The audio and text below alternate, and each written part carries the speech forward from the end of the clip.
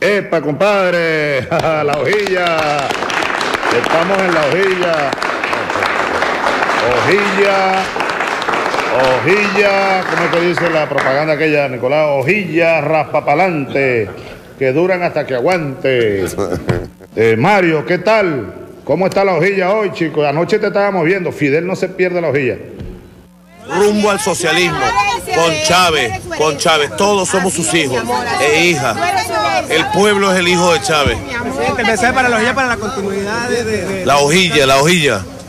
Bueno, la hojilla es el programa más visto de la televisión venezolana, sin lugar a dudas. No lo digo yo, lo dicen los números. El programa con más credibilidad que hay. Y Mario Silva es un gladiador, amado por el comandante Chávez. Mario Silva, amado por Chávez, valiente, gladiador, inteligente gladiador, él y todo su equipo. Así que honor a Mario Silva y a su programa La Hojilla, que en vida del comandante Chávez en este planeta, digamos, en vida terrenal, bueno, lo defendió con todo, pues, con todo, con los codos, con las uñas, con la verdad, con todo, siempre lo defendió. Gracias, Mario Silva, gracias, hermano. Gracias, hermano. Prepárense.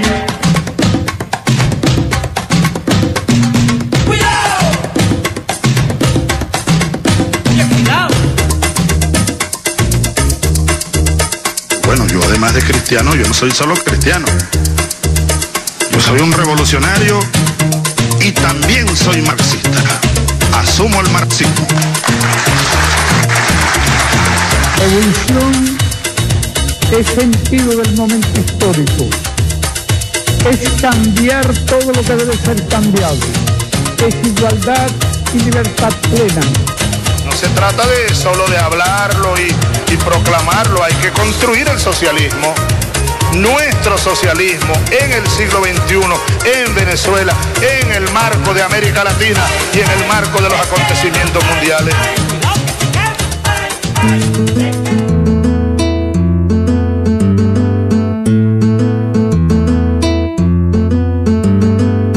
Siglos de sol en la piel, sus bienes y sus males, sintiendo bajo sus pies. Buenas noches, ¿cómo están todos? Bienvenidos a La Hojilla. Bueno, esta noche tenemos invitados internacionales.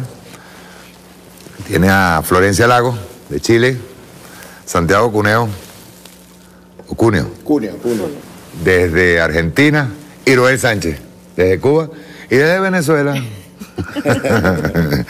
Olga Álvarez. Bueno, vamos a comenzar primero impresiones del primer Congreso Internacional de Comunicación. Empezamos contigo, Florencia. Luego entramos en el tema picante. Pero primero el tema es cómo ha ido el Congreso. ¿Qué tal te ha ido en el Congreso?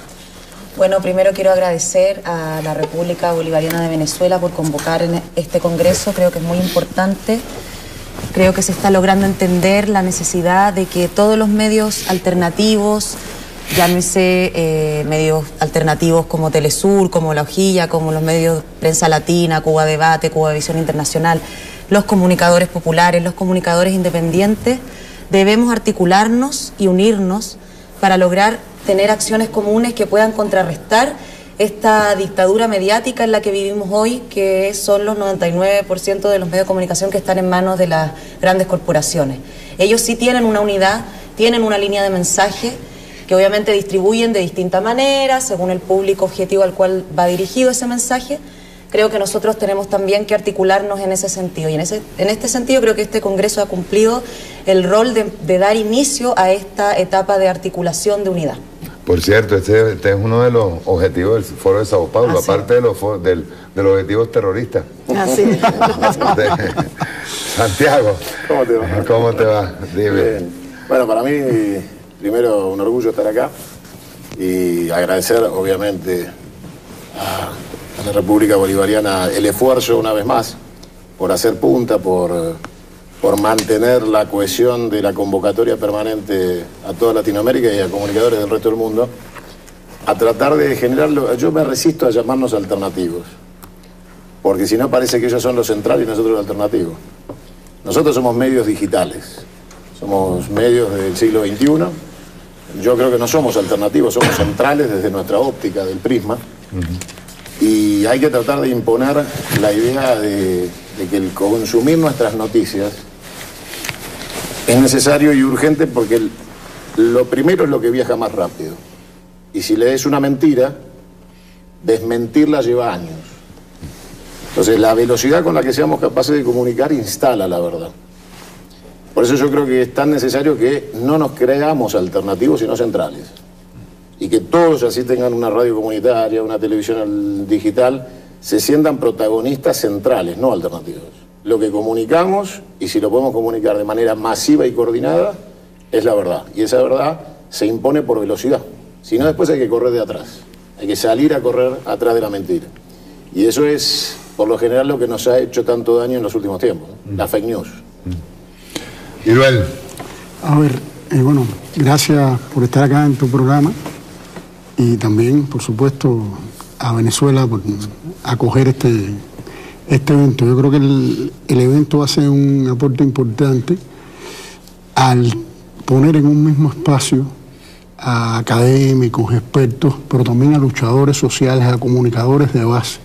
Creo que ese es algo que, aunque no siempre en nuestro trabajo anda junto, y una concepción de la lucha ideológica y de la comunicación que no se concibe solo en Internet, que es tan importante hoy, ¿no? Sino que abarca todos los espacios, el espacio ahí de la comunidad, de incluso el persona a persona, que es tan importante y que evade algo que también a veces nos ciega un poco o nos impide ver en profundidad, que es el pensamiento tecnocrático, ¿no? Sino que incorpora la Internet como una herramienta para difundir una realidad comunicacional que está excluida de esos espacios que hoy dominan el mundo. Yo, pensando en lo que Santiago apuntaba, recordaba que muchas veces se ha dicho que la mentira tiene las patas cortas, pero hoy casi que la verdad es la que tiene las patas cortas. Sí. Porque cuando hablamos de Internet estamos hablando de un espacio que está sobre fibra óptica, y que es la fibra óptica, sino que es luz, y la luz a qué velocidad va. Entonces, cuando la mentira, decía Goebbels, que una mentira repetida muchas veces se convierte en verdad, pero en tiempos de Goebbels tenía un problema, tenía que esperar a que saliera el periódico del otro día, o el próximo noticiero de radio, o el próximo noticiero de cine. ¿Cuántos seguidores tiene Trump en Twitter? Más de 66 millones.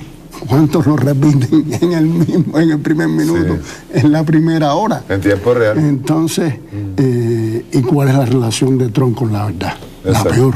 Entonces, estamos en tiempos donde la verdad la tiene muy difícil. Y si no estamos en el espacio, si no damos nosotros una versión primera del hecho, no salimos a responder la versión que dieron otros, la vamos a tener muy complicado. Y yo creo que hoy lo que se ha visto en estos 2 días del evento es un nivel de profundización en esa articulación tan necesaria para que la verdad esté donde debe estar. Olga, hablaba el otro día en una entrevista que le hicimos el sábado pasado, que dijo Fernando Buenavá, hablaba que incluso nosotros tenemos que pasar por encima del academicismo con relación al periodismo. Es decir, nosotros tenemos tanta gente ahora en este mismo momento informando que no son precisamente periodistas, pero se han convertido en periodistas, en comunicadores. Así es. Y de alto valor, porque están respondiendo también a un ataque permanente.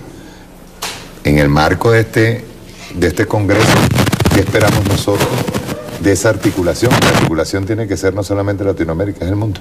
Así es, bueno, Mario, gracias por la invitación. Una de las cosas que hemos visto que se logró en poco tiempo fue la concreción de este Congreso Internacional de Comunicación, que fue una propuesta y uno de los puntos del del Foro de Sao Paulo, la necesidad además de articularnos y reconocernos como red internacional, o sea, la necesidad de convertirnos no solo en medios, sino en toda una red que pueda construir el mensaje, no solamente responder y desmontar el fake news, sino aprovechar nuestro reservorio ideológico para comunicarlo. Tenemos la razón, pero tenemos que también que saber cómo comunicarla, de qué manera llegar y en qué modo también enfrentar las operaciones psicológicas a través de nuestros medios y de nuestros mensajes. O sea, cómo construir desde nuestras capacidades el antídoto a las operaciones psicológicas que nos están haciendo tanto daño a nuestros países, ¿no?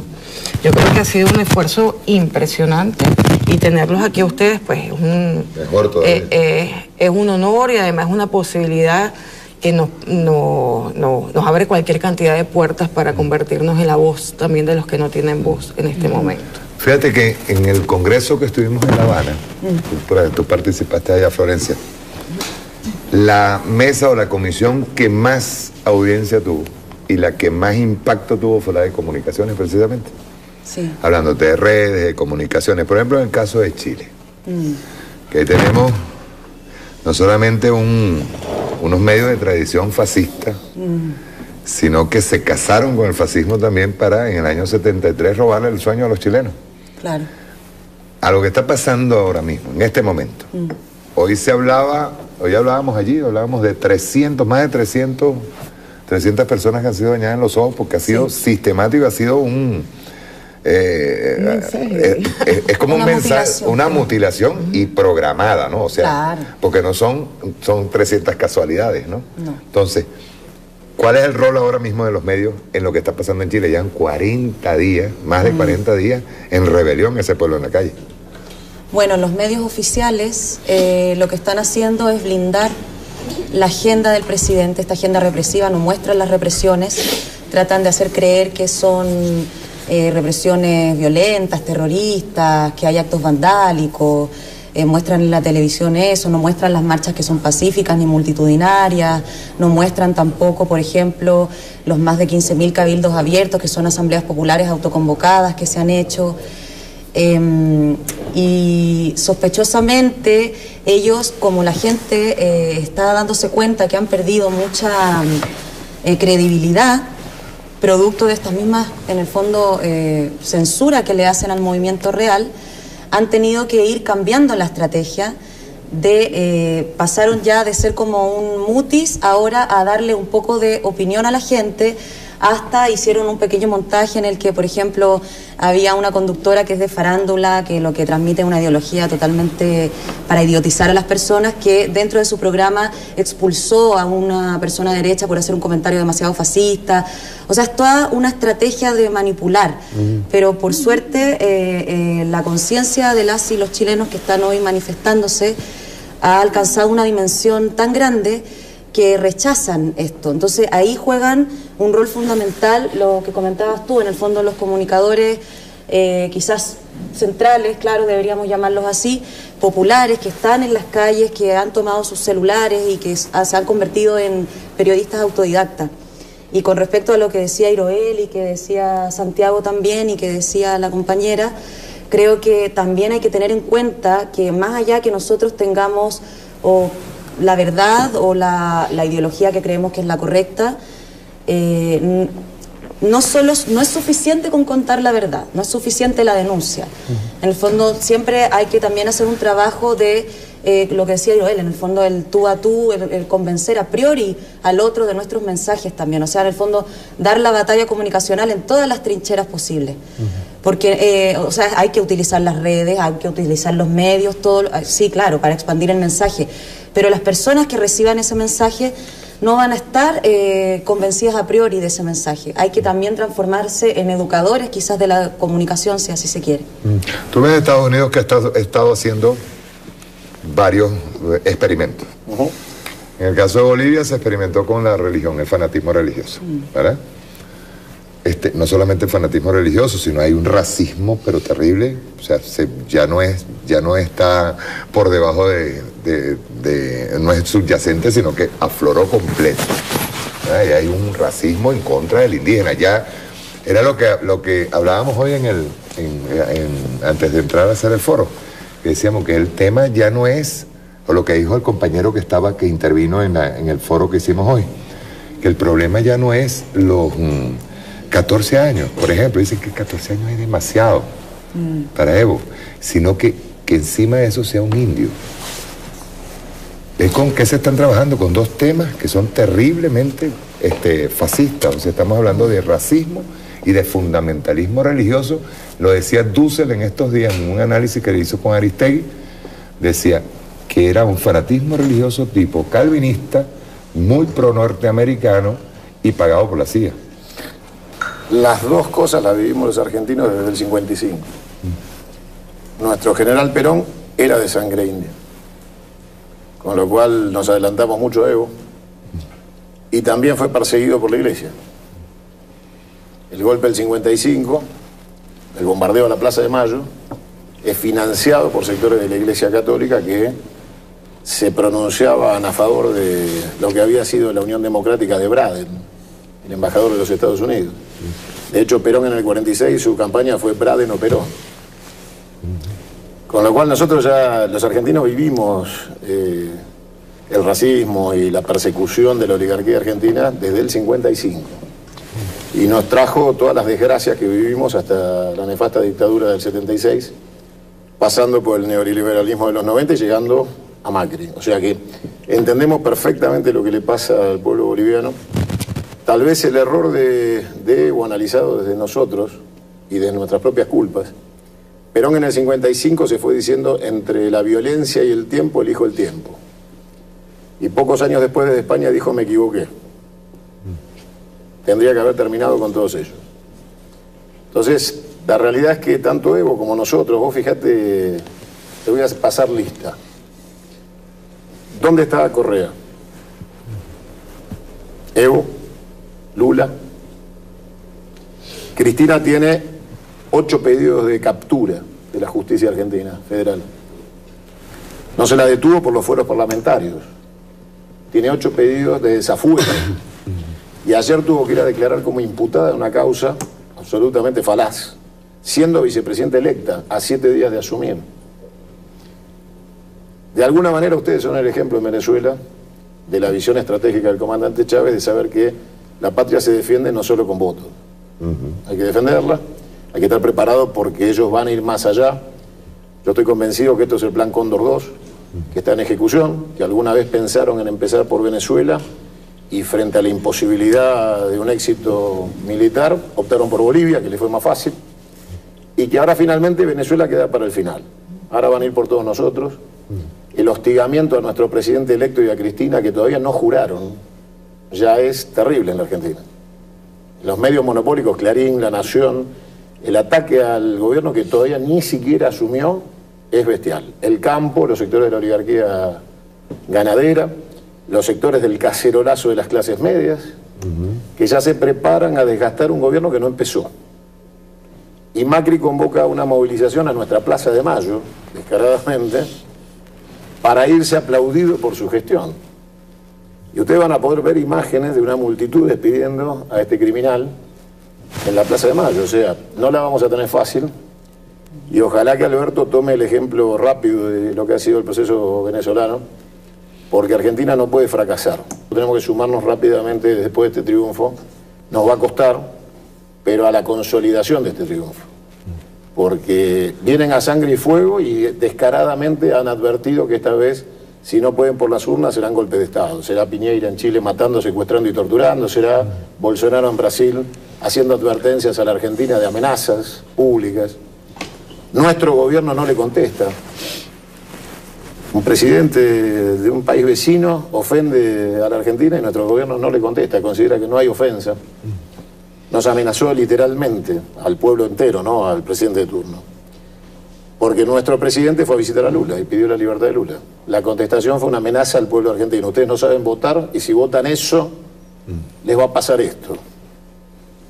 En este contexto yo creo que todos estos ensayos han dejado de ser ensayos. Estamos en terreno de operaciones. El Cóndor 2 está en marcha y estamos en guerra. Es una guerra desatada por el control de la riqueza de Latinoamérica y sus recursos naturales Y defenderla es en el territorio, en el campo de la guerra convencional y la no convencional, que es la de los medios. Y te cierro esta idea con lo siguiente. Cada uno de los que nos mira que tiene un celular no es periodista, pero es notero. Los periodistas estamos obligados a chequear información, a hacer análisis, pero notero sí es, porque el que está en un episodio violento transmite y informa. Nosotros tenemos la obligación de procesar, los periodistas, toda esa información que los noteros, los millones de noteros, suben a las redes para transformarla en análisis y verdad. Porque la misma imagen que nosotros subimos puede ser interpretada al revés. Si ellos la manipulan antes que nosotros la analicemos. Entonces no nos tenemos que conformar con la imagen cruda. Tenemos que los periodistas tomar el compromiso inmediato online de hacer el análisis y aportar nuestra tarea periodística. Si no, con la misma imagen ellos construyen la fake news. Con la nuestra.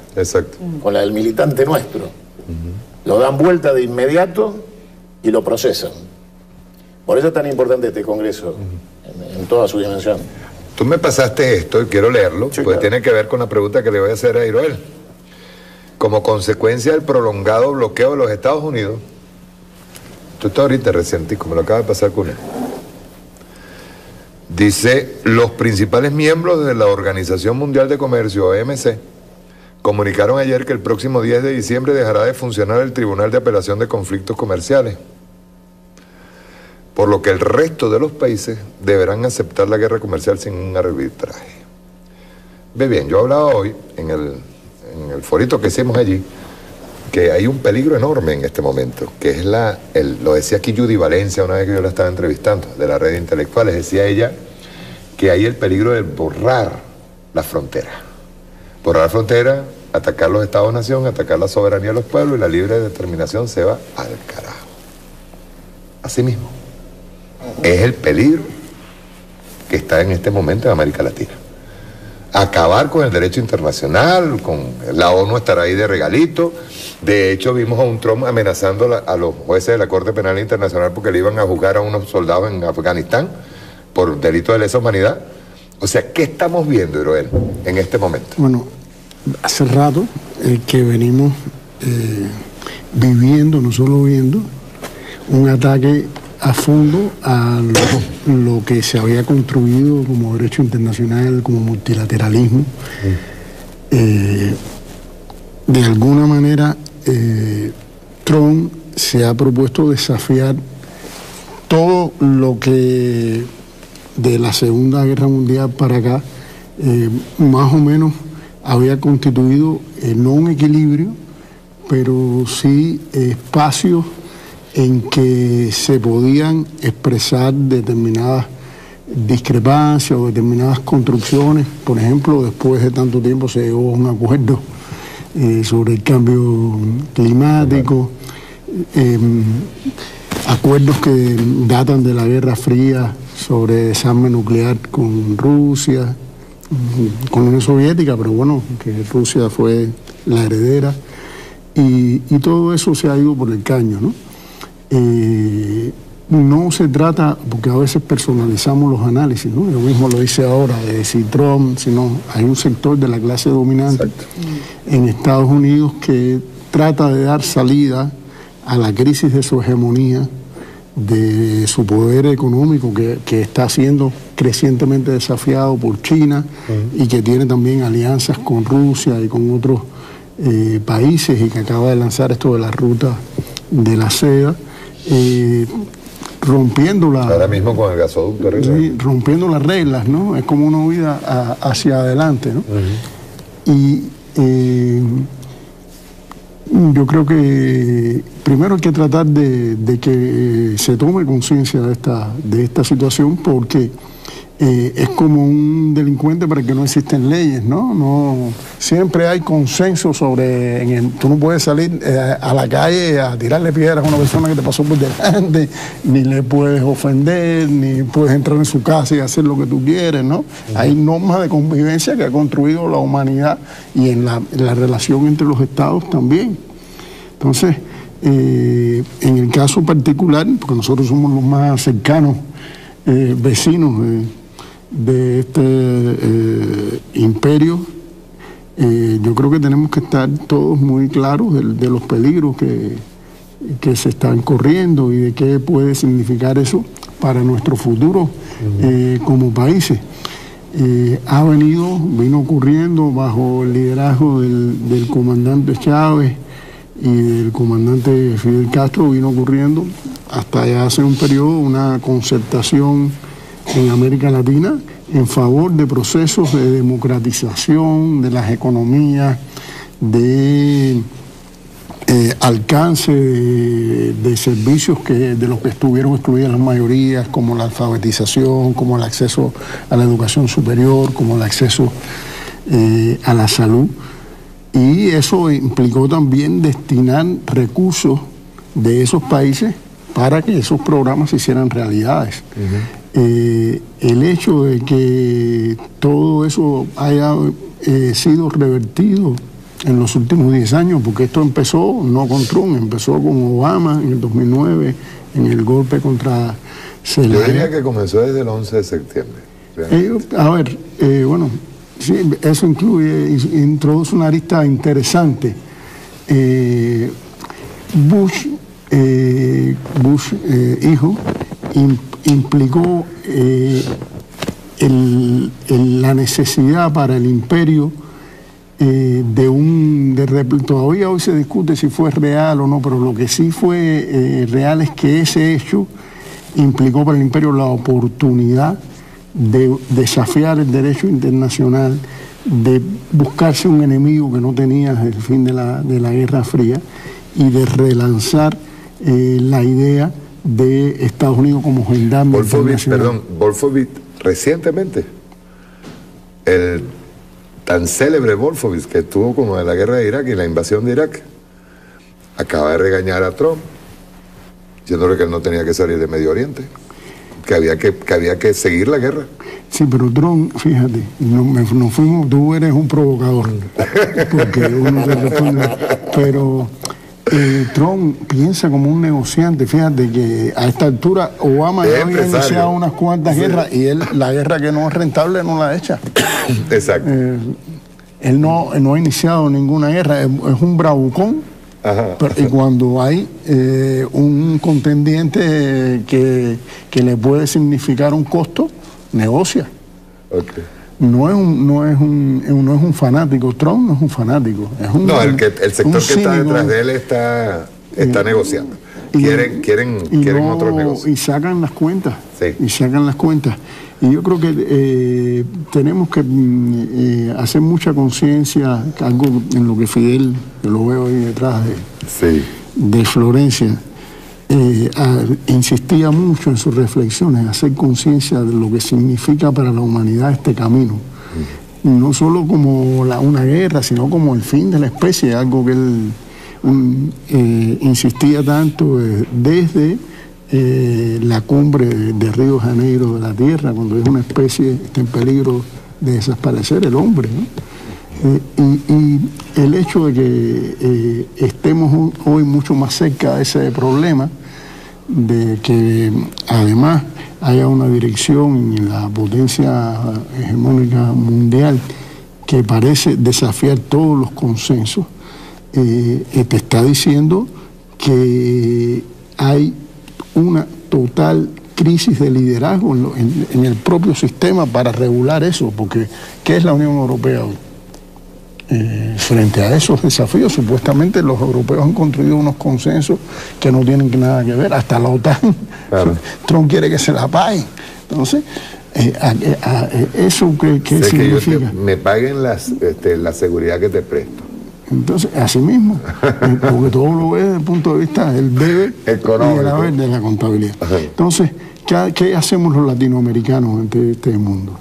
Entregarnos amarrados de pies y manos o defender hasta el último milímetro lo que hemos conquistado.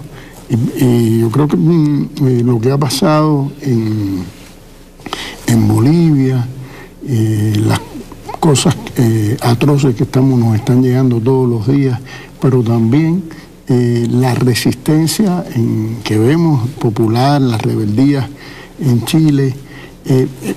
Ahí se están discutiendo los milímetros que hay que casi como una batalla de Stalingrado mediática y de calle también, los milímetros que se avanza o se retrocede en esta lucha. Y hay una idea, termino con esto, que el comandante también insistía mucho, que es: los pueblos dirán la última palabra, y lo dijo en medio de la noche neoliberal, cuando había un triunfalismo enorme, todo aquello de Fukuyama. Entonces yo creo que los pueblos no han dicho la última palabra. Sí.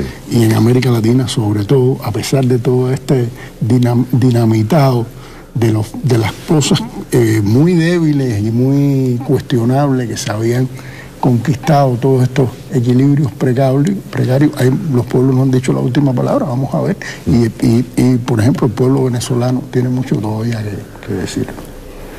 El enemigo no son las oligarquías realmente. El enemigo está en el norte. No, es que nuestras oligarquías nacionales, el sistema financiero nuestras oligarquías nacionales no son nacionales. Sí, claro. Sí. Culmino contigo rapidito aquí, nos vamos a ir a un corte, pues yo quiero entrarle a Florencia con un tema que me gustaría tocar. Tú sabes que allá no le quieren llamar Asamblea Nacional Constituyente. Sí, sí. Le temen el nombre de Asamblea. Vamos a hablar cuando regresemos al corte, después que me opine Olga. Es que la quiero provocar. Quiero entrar en un tema que a mí me parece bien interesante, que es el por qué nosotros le huimos a la palabra socialismo, le huimos a la palabra comunismo, le huimos a la palabra... entonces estamos... Pero en Estados Unidos no, en Estados Unidos los jóvenes... Ya están las encuestas mayoritariamente simpatizan por la palabra socialismo y esta fobia de Trump de hablar contra el socialismo y contra el comunismo no es con Venezuela, no es con Cuba, es por el problema interno que tiene ahí y por el ascenso. Bueno, Ocasio-Cortez, que no es una cosa así que se diga comunista, ni mucho menos la que ganó en la puertorriqueña del Bronx. La de Bronx. Ok. Pero que haya ganado esgrimiendo la palabra socialismo, eso llama la atención. Dame tu opinión.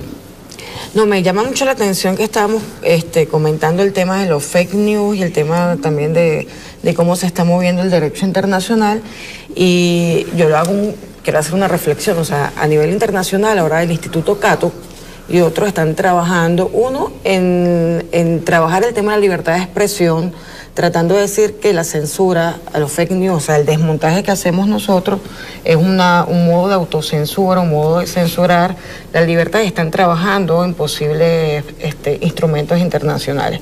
Uno, que elimine las leyes contra el odio, argumentando que la ley contra el odio es una censura de la libertad que tienen ellos de expresarse y de acusar a cualquier funcionario público. ¿Cómo me vas a eliminar a mí que yo le tenga rabia a los negros, a los indios? Bueno, ellos están trabajando, ustedes pueden revisar, a los que nos escuchan, pueden revisar lo que está trabajando el Instituto Cato, que es un poco el tanque pensante de todo esto, de todos estos movimientos de ultraderecha en nuestro continente, el trabajar desde los congresos nuestros en eliminar los mecanismos que tenemos jurídicos para defender la dignidad de nuestros pueblos, para defendernos de los abusos que cometen en el tema de genocidio, xenofobia, crímenes de odio y el impulso de fake news. O sea, eso es una reflexión que dejo que ellos están trabajando, el tema, el lobby internacional, para ir hacia la defensa o la exposición de nuevos instrumentos jurídicos internacionales para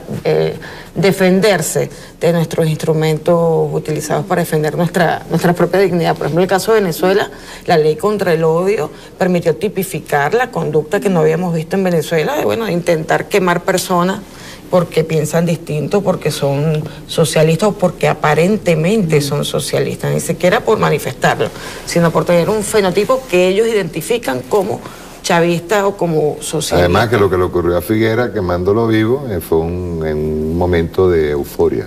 Sí, no justificando. Entonces, es un elemento que también hay que trabajar, el poder caracterizar estas conductas genocidas, xenofóbicas, el respeto a la dignidad de las personas, la dignidad de los pueblos desde nuestro mensaje, nuestros medios de comunicación, para poder avanzar y no permitir que ellos instalen el derecho internacional esta posibilidad. Ya yo sé quién me va a defender cuando me lleven a la Corte Penal Internacional. Vamos a un corte y ya regresamos. Escapularios Nazareno está vivo y lucha. Ya vuelve La Hojilla.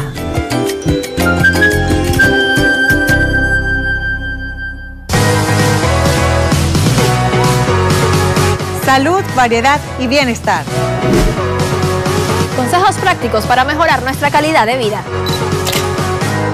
Le brindamos temas esenciales para empezar el día con buena vibra.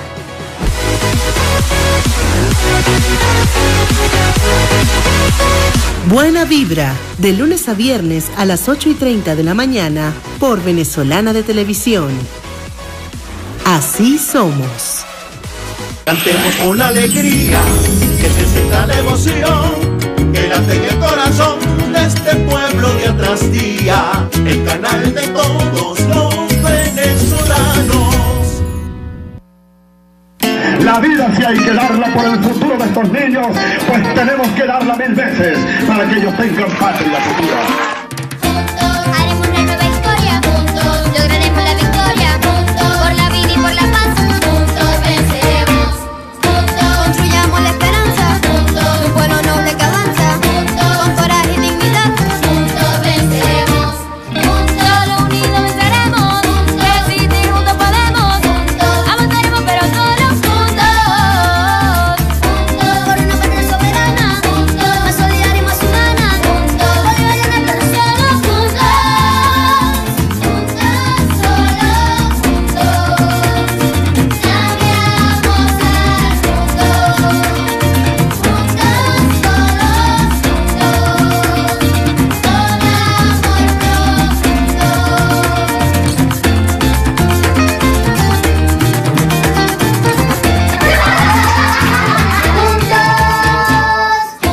en una sola bandera, como cantaba la primera, no basta solo con rezar, juntos venceremos, pa'lante siempre pa'lante, como lo dijo el comandante, batalla, lucha y unidad, juntos venceremos, Hagamos la revolución, luchando por nuestra nación, venezolana pero todos juntos. y no habrá opresión que pare la revolución bolivariana, si somos juntos,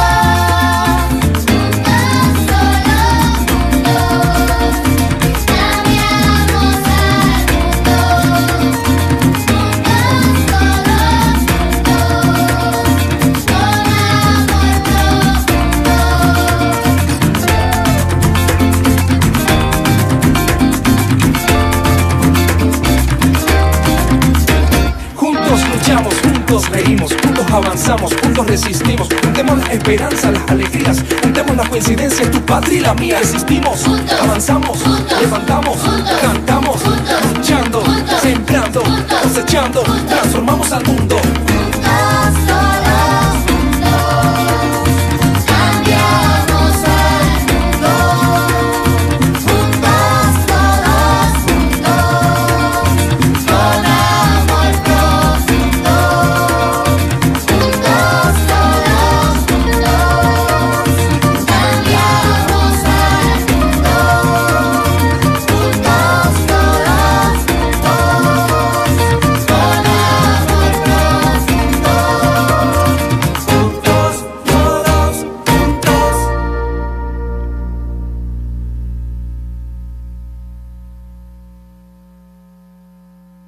Vamos a unir el mundo militar, académico, de máximo nivel, con el mundo universitario y vamos a hacer un concurso público sobre la batalla histórica entre el bolivarianismo y el monroísmo. Participa en el primer concurso nacional de ensayo corto, Bolívar versus Monroe. Prórroga de participación hasta el 5 de diciembre. Consulta las bases del concurso en www.vb.edu.be. Educar haciendo. La noticia en 60 segundos. Enviado de Juan Guaidó a Colombia, el señor Calderón Berti. Autoridades colombianas me alertaron del mal manejo de recursos, prostitutas y licor y facturación ficticia, otra vez con el argumento de la ayuda humanitaria. Algo que significa tanto para la comunidad internacional, que significa tanto para la humanidad, que es la posibilidad de proporcionar ayuda a aquel que en algún momento lo está necesitando, fue utilizado para agredir militarmente a Venezuela el 23 de febrero y fue utilizado para robarse todo el dinero de la empresa Monómeros, todo el dinero de la empresa Siglo. Empiezan a abandonar las ratas del barco. En estos momentos en que ya estamos viviendo los días finales en la política del señor Juan Guaidó, nosotros insistimos en nuestra propuesta de que a través del diálogo podamos avanzar para fortalecer las instituciones en Venezuela. La noticia en 60 segundos.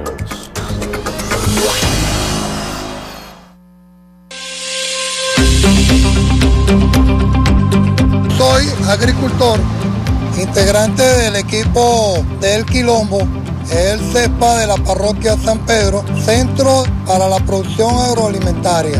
Nos dedicamos a la siembra para contrarrestar la guerra económica y de esta forma en que nosotros estamos acá, estamos defendiendo la patria.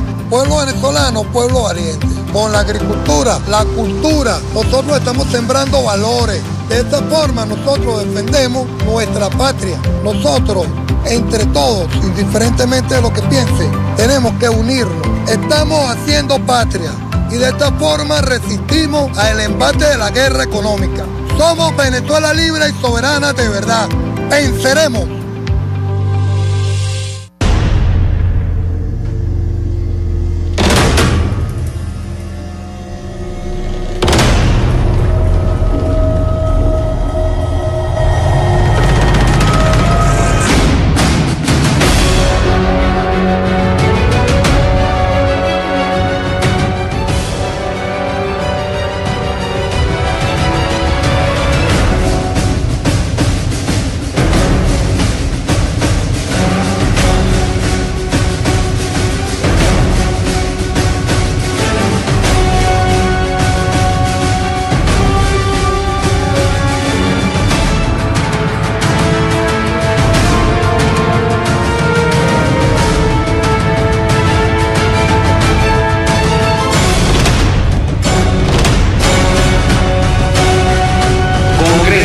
Internacional de Comunicación. Ahora hablan los pueblos. Nicolás Maduro Moros, un presidente obrero, nacido de las entrañas mismas del pueblo, ha sabido interpretar y reconocer el anhelo de todo un país en medio de una brutal guerra económica. Ha mantenido el rumbo hacia el desarrollo económico, un solo objetivo: la paz de Venezuela. Sus llamados constantes a la conciliación han propiciado la mesa de diálogo nacional en búsqueda de acuerdos que redunden en beneficio de todas y todos los venezolanos. Siempre creo se podría abrir caminos de diálogo y por la vía del diálogo buscar un entendimiento. Nicolás Maduro, un presidente de paz.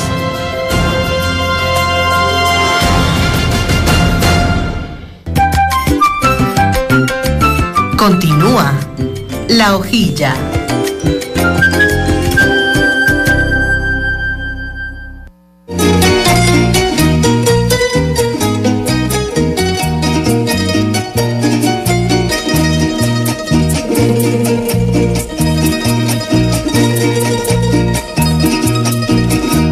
Si descansan las costillas mientras el palo va y viene, y que de cualquier astilla se puede sacar. Continuamos, bueno, continuamos.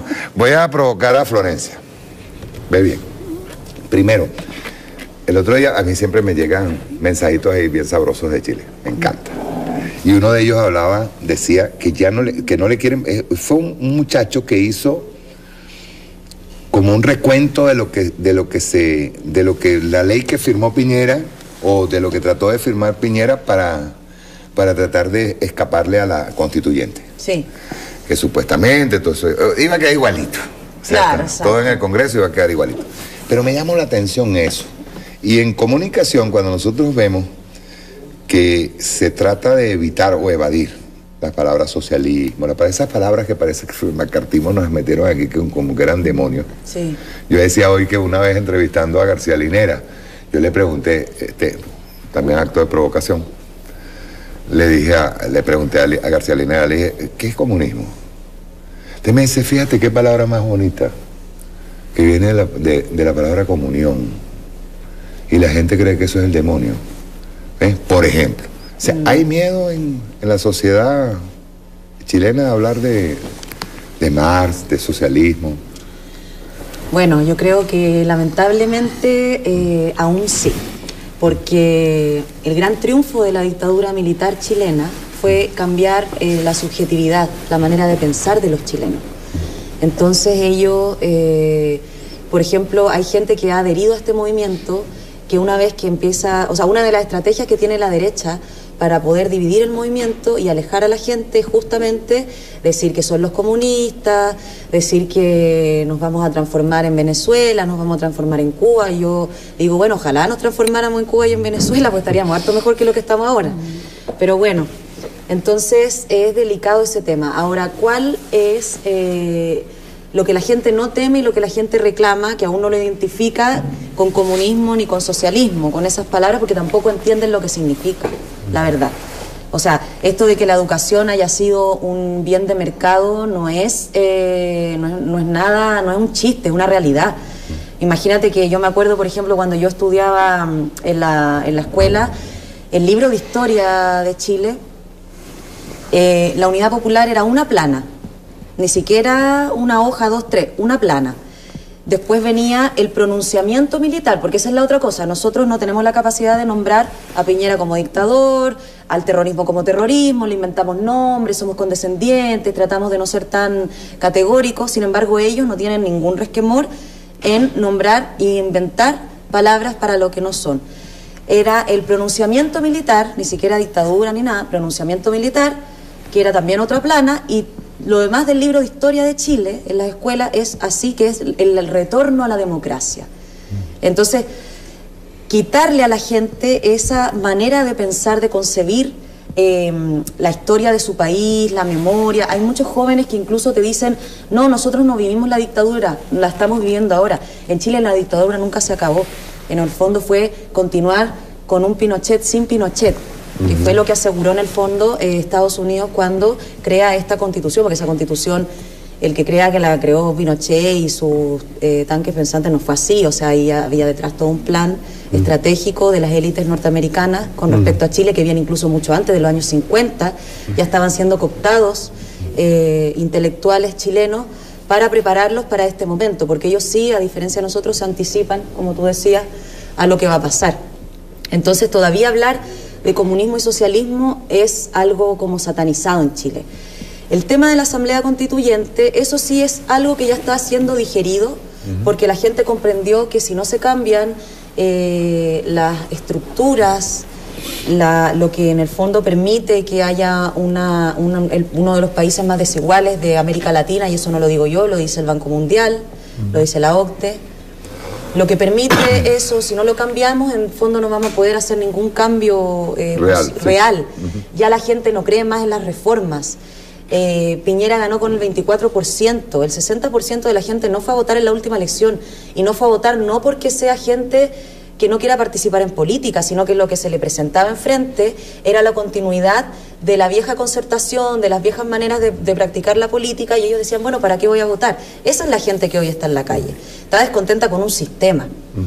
Falta preparación política, evidentemente falta preparación política. ¿Están articulados? Sí, están articulados, pero aún no hay, por ejemplo, una conciencia total de cuál es el proyecto real que se quiere con respecto a, no sé, queremos socialismo, queremos, ¿qué es el socialismo? No, ¿quieren cambio de constitución? Sí, a través de una asamblea constituyente también, algo que el gobierno jamás se ha abierto a esa posibilidad, porque sabe que darle el espacio al pueblo para que decida podría abrir una brecha demasiado grande que podría transformarse quizás en un futuro socialismo, en un futuro comunismo, ojalá. Pero bueno, eso no está en los planes del gobierno. Quería que me agregaras algo. ¿Qué pasó en Chile? Porque después, o sea, uno supone que una sociedad que ha sido aplastada por una dictadura como la de Pinochet, deja sus secuelas, y deja secuelas en una generación, ¿cierto? Sí. Que la vivió, que la sufrió. Sin embargo, la gran mayoría de los que están fuera ahora mismo, en las plazas, en las calles de Chile, llevan más de 40 días, eso da prueba de lo que está pasando allí. Se pierde el miedo, Florencia. O sea, Sí. ¿qué pasó allí? Son nuevas generaciones que no sufrieron, no digamos ya que estén desideologizadas o Claro. lo que sea, sino que no sufrieron la dictadura en carne propia, pero que ahora se atreven a salir a la calle y enfrentar al sistema. Sí, efectivamente, en el fondo, pero también es respuesta al mismo sistema que ha fracasado y que los ha, en el fondo nosotros vivimos en carne propia las injusticias de ese sistema. Son los hijos de quienes están viendo que la educación no la puede, o sea, el 11% de toda la mayoría de los chilenos no alcanza a llegar a la universidad, versus el 85% de las 7 familias que gobiernan Chile que sí llegan a la universidad. Son desigualdades que viven en el cotidiano, que tocan sus realidades concretas. ¿Y por qué se pierde el miedo? Hay una consigna que es muy develadora. Nosotros decimos, hemos perdido tanto, nos han quitado tanto, que nos quitaron hasta el miedo. En el fondo ellos dicen, bueno, yo prefiero morir luchando en la calle a morir porque no puedo ser atendido en un hospital, porque no puedo pagar la educación de mis hijos. En ese sentido sí hay un nivel de conciencia, pero es por la realidad concreta que ha tocado vivir a todas las familias chilenas. En el fondo a la decadencia de este sistema neoliberal, este oasis de América Latina, que de pronto da cuenta que es un total fracaso. O sea, la desigualdad, hay gente que duerme en las calles en Chile hoy y bueno, hace mucho tiempo en realidad. O sea, hay conocimiento real de la población de que el sistema no solamente los ha oprimido, sino que los excluyó. Exacto. O sea, hay una conciencia real sobre eso. No importa que después lo que vayan a construir no tenga nombre de socialismo. Que le pongan el nombre que quieran, Exacto. pero sí hay una conciencia que en el fondo hay una canción de la época de los 80 que se llama El baile de los que sobran, que se está replicando en Colombia. En el fondo lo que marginó el sistema, lo que dejó como residuo. Ese es el pueblo que está hoy en las calles de Chile, y un pueblo que nunca ha tenido un espacio de participación, de verdadera, de tener voz, de que alguien los escuche, de que alguien les dé un espacio en la cultura. Ha resurgido una construcción de subjetividad popular en las calles de Chile. Y haber resucitado a Víctor Jara es Exacto, un logro enorme. Sí, por eso, o sea, una vez se dice, bueno, y ahí quizás yo puedo estar equivocada también y me desdigo al mismo tiempo, porque uno dice, bueno, estaban tan desideologizados y en 40 días de pronto, despertaron y trajeron a Víctor Jara y Lucha como Gladys y Salvador Allende. Claro, o es que en el fondo eso estaba ahí, estaba en las poblaciones, estaba en el pueblo, pero no tenía un espacio de poder ser visto, de poder ser expresado. Yo creo que no, yo creo que en realidad quizás tenían esa fibra, esa sensibilidad, pero nunca tuvieron el lugar para poder manifestarlo. Y hoy en las calles se está viendo que lo están haciendo. Han surgido, por ejemplo, con respecto al tema de las mujeres, que en Chile las violaciones de los derechos de las mujeres son atroces. Nosotros vivimos en la época medieval, nosotros no tenemos derecho a decidir sobre nuestro propio cuerpo. Ahora ellos hicieron una performance de un grupo que se llama Las Tesis, donde ellas hacen todo una especie de recorrido por las calles y dicen de una manera muy fuerte, dicen, el Estado es un macho violador, es un macho opresor. Esa performance se ha replicado en España. Violador eres tú. El violador eres tú. Y cantan una estrofa de la canción de Carabineros, donde dice, duerme tranquila niña, que cuidará tu sueño, tu amante carabinero, o sea, citando una estrofa del himno de los Carabineros de Chile. Y esa performance se ha replicado en España, en Colombia, en México, en Francia, que son estados también que han sido opresores con las mujeres históricamente. ¿Y por qué esto tiene tanto impacto? Porque a diferencia, por ejemplo, de Cuba, donde las mujeres sí tienen desde el año 60 derecho a decidir sobre su propio cuerpo, donde se ha legislado para que ellas tengan derechos, para que ellas, la mitad del Parlamento cubano, más de la mitad son mujeres, ocupan puestos de poder, tienen igual salario, y además así todos son muy críticas con su propio proceso de emancipación como mujeres, porque uno ve el documental, por ejemplo, de Mujeres en Revolución, donde ellas mismas dicen, sí, tenemos todas estas conquistas de las cuales nosotros el día de 8 de marzo celebramos, es un motivo de fiesta, pero todavía hay que cambiar la subjetividad en el ámbito privado de las casas, donde cuando llega ese parlamentario y esa parlamentaria, quizás las tareas no se distribuyen de manera igual. O sea, eso te habla de una sociedad, de una revolución verdadera, que está viva, que se está mirando, que se está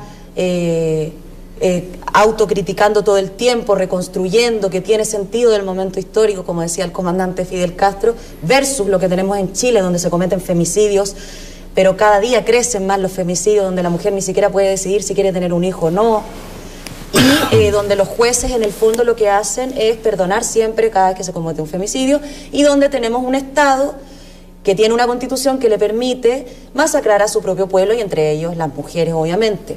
Entonces, uno se pregunta, ¿dónde está la dictadura? ¿Dónde está la democracia? O sea, yo creo que con lo que pasa en Chile se caen, en el fondo, estos mitos que hay de construcción sobre Venezuela, sobre Cuba.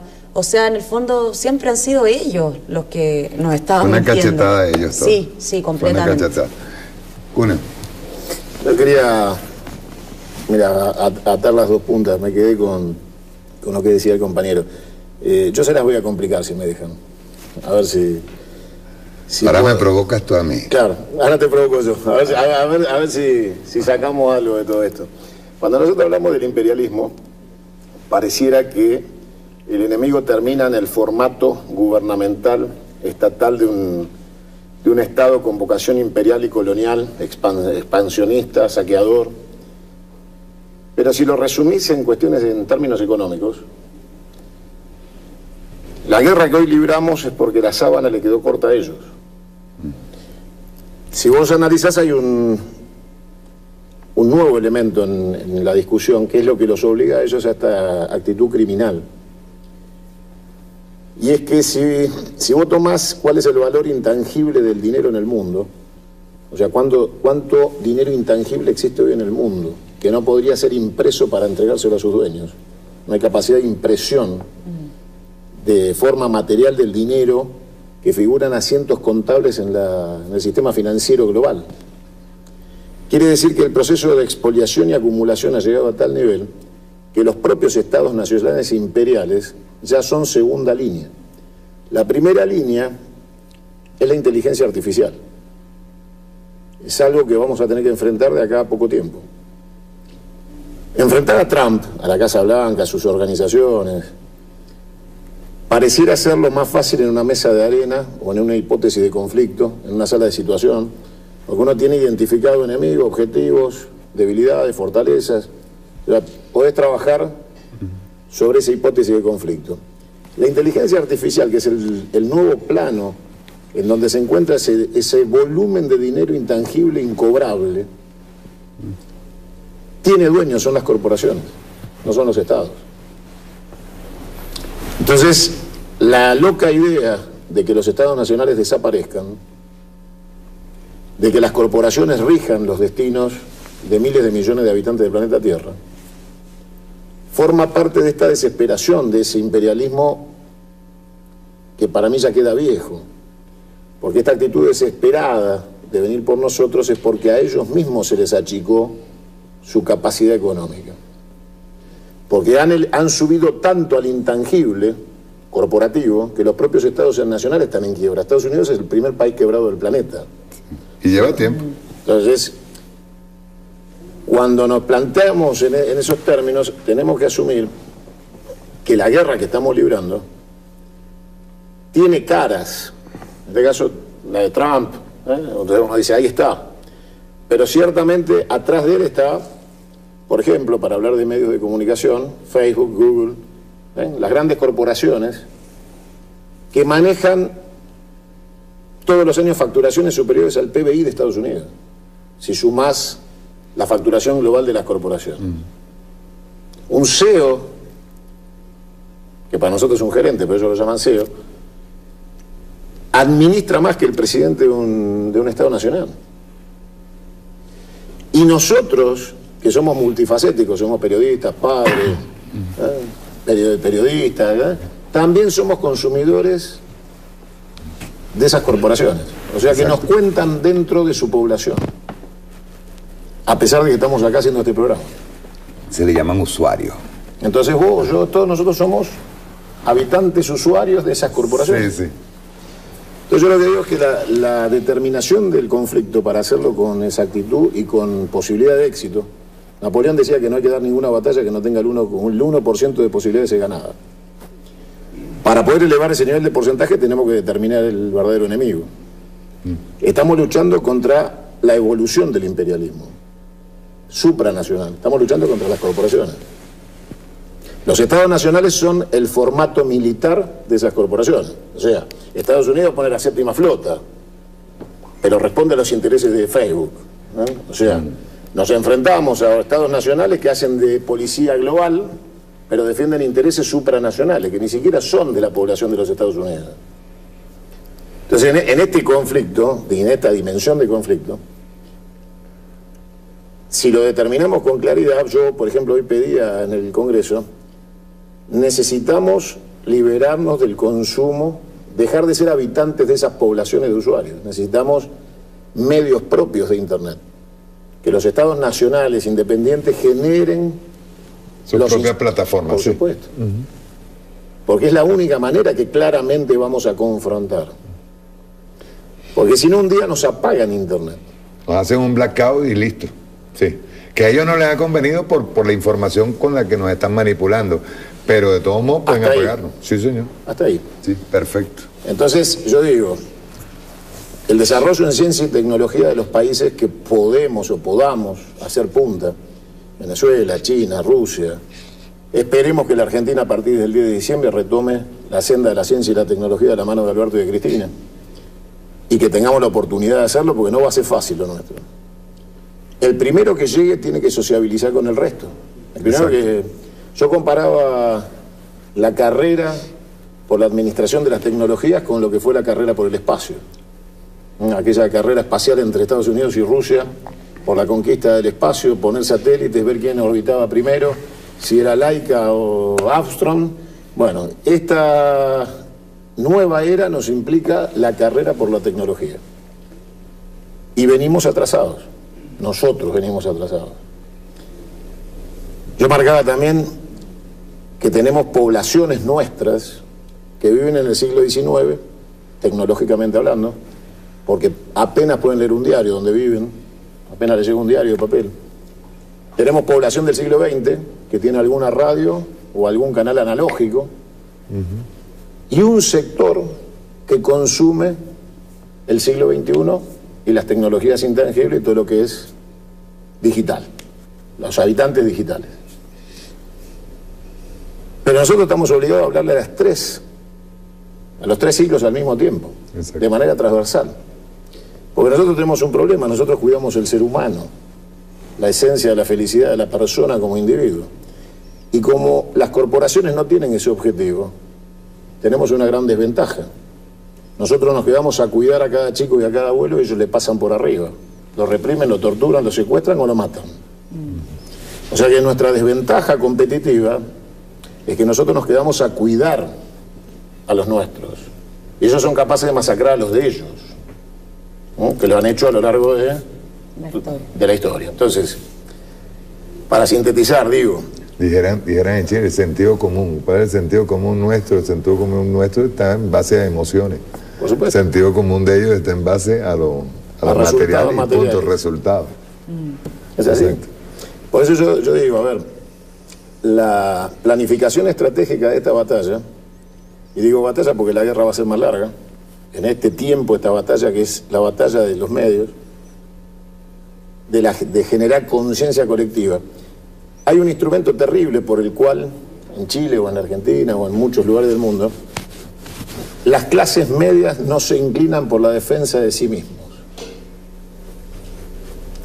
Y es que han sido cooptados por la idea de la subsistencia. Y la subsistencia es dentro del sistema financiero, económico que les proponen para vivir día a día. Muchos le tienen miedo a la palabra comunismo, socialismo o peronismo, porque decir que están de acuerdo con nosotros es perder la tarjeta de crédito. Porque su análisis es cómo me voy de vacaciones, cómo voy al supermercado. Entonces, claro, romper con ese formato y pasar a otro formato le genera incertidumbre. Y esa incertidumbre la resuelve con el statu quo. Me quedo donde estoy, sí. Más vale malo conocido, ¿no? Y la frase, todas esas frases, perdón, la expresión boluda de la vida, sí. Y se quedan ahí. Exacto. Entonces nosotros tenemos que mostrarles, de alguna manera, para ganar esta batalla comunicacional, que hay un estado de confort superior a ese reemplazo que han hecho de los dioses de la teología por los nuevos dioses que tienen en sus iglesias paganas, en donde en los altares están las tarjetas de crédito, las chequeras y los bonos, ¿no?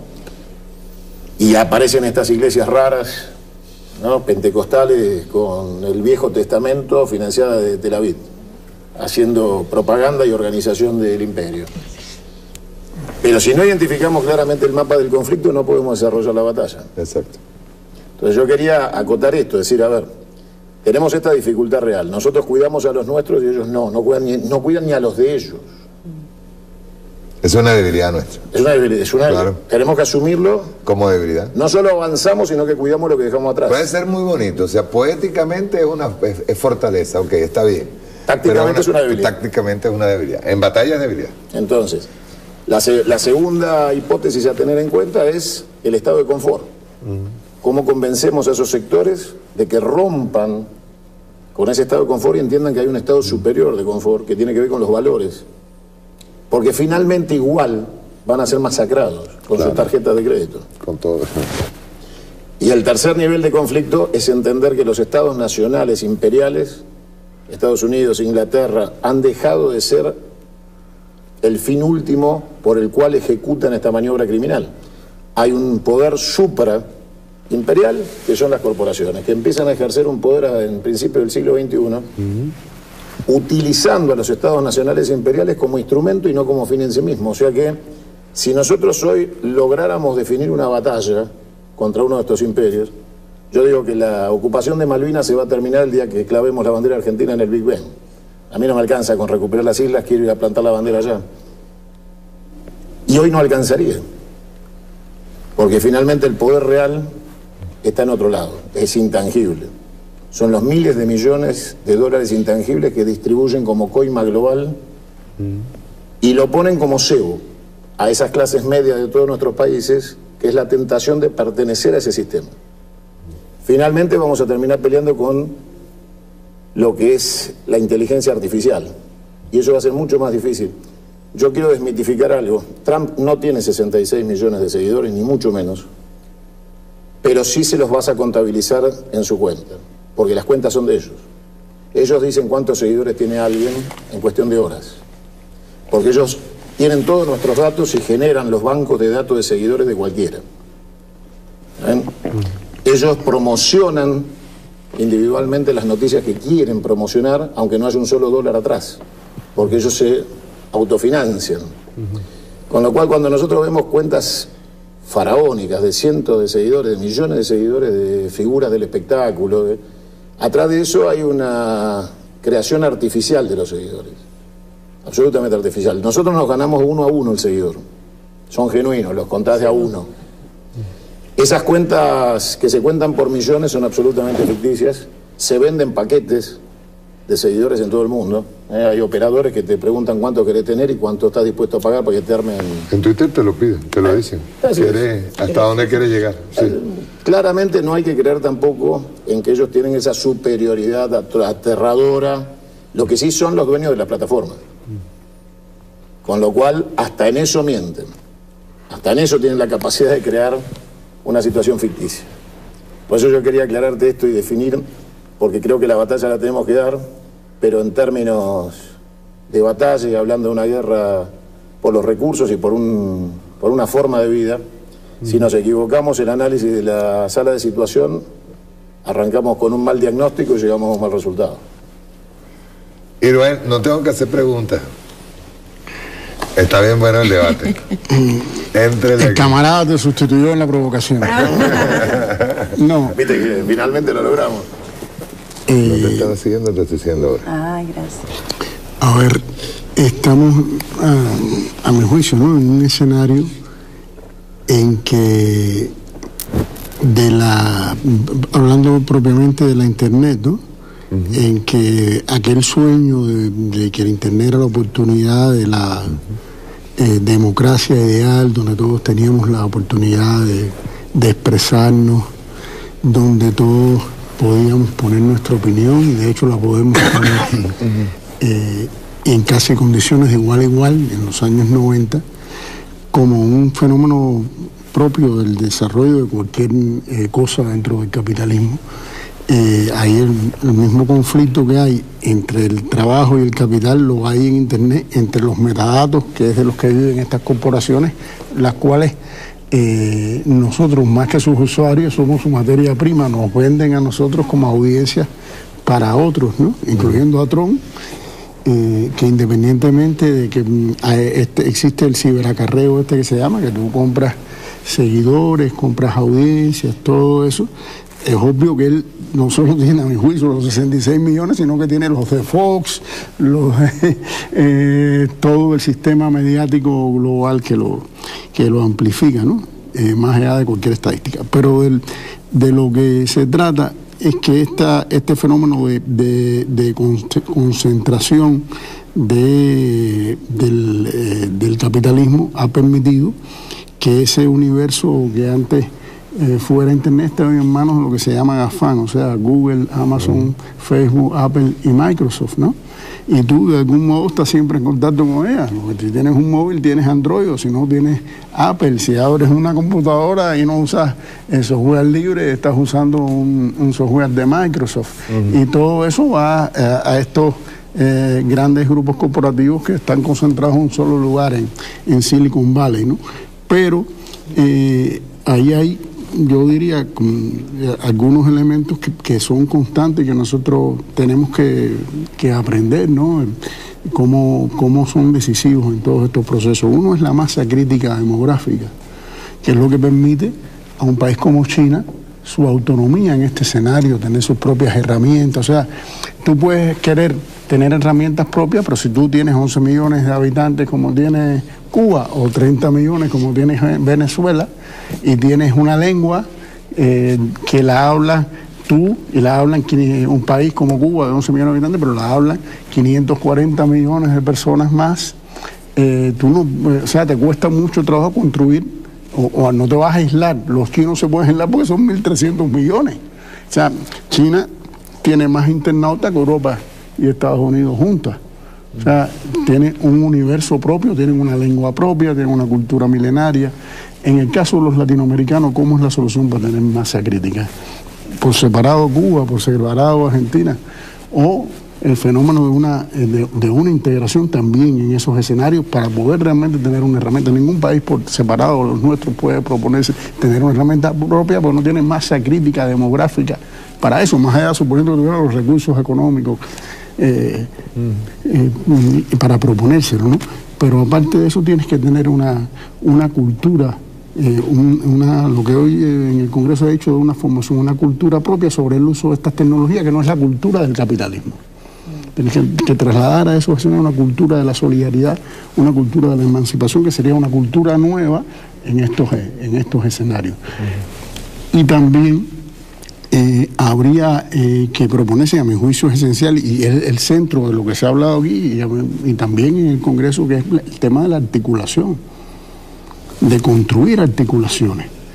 Porque por primera vez, o sea, de que cualquiera nosotros pertenecemos desde que nacemos a redes sociales, estamos en la red social de nuestra familia, de nuestros vecinos, de nuestros compañeros de trabajo, de nuestros compañeros de estudio, todo eso se superpone en la vida. ¿Qué ha ocurrido con Internet? Que por primera vez eso se vuelve tangible, porque queda registrado en un servidor.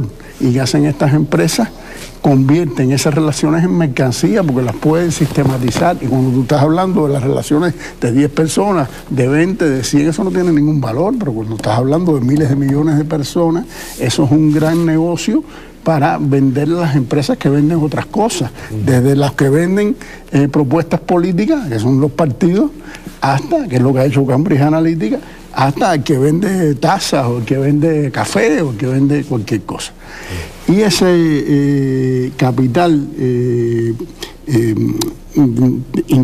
intangible, pero que se vuelve tangible con Internet, que son los famosos metadatos que te caracterizan cualquier audiencia, ha permitido un nivel de efectividad en los procesos de cualquier tipo, económicos, pero también políticos.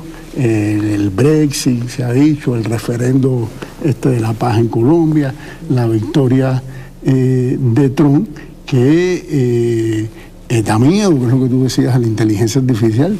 Da realmente cómo tú puedes manipular una sociedad a nivel milimétrico, sabiendo los perfiles y los comportamientos de las personas y agruparlos y dirigirle a cada una. El caso de Cambridge Analytica, Hillary Clinton es una corrupta, cosa que no es mentira, ¿no? Bueno, a ti te lo digo de la forma en que tú lo vas a aceptar, de acuerdo a tu, y a ti te lo digo de tal forma, y a tal grupo se lo digo, mete miedo realmente, ¿no? Ahora, ¿cómo enfrentarse a eso?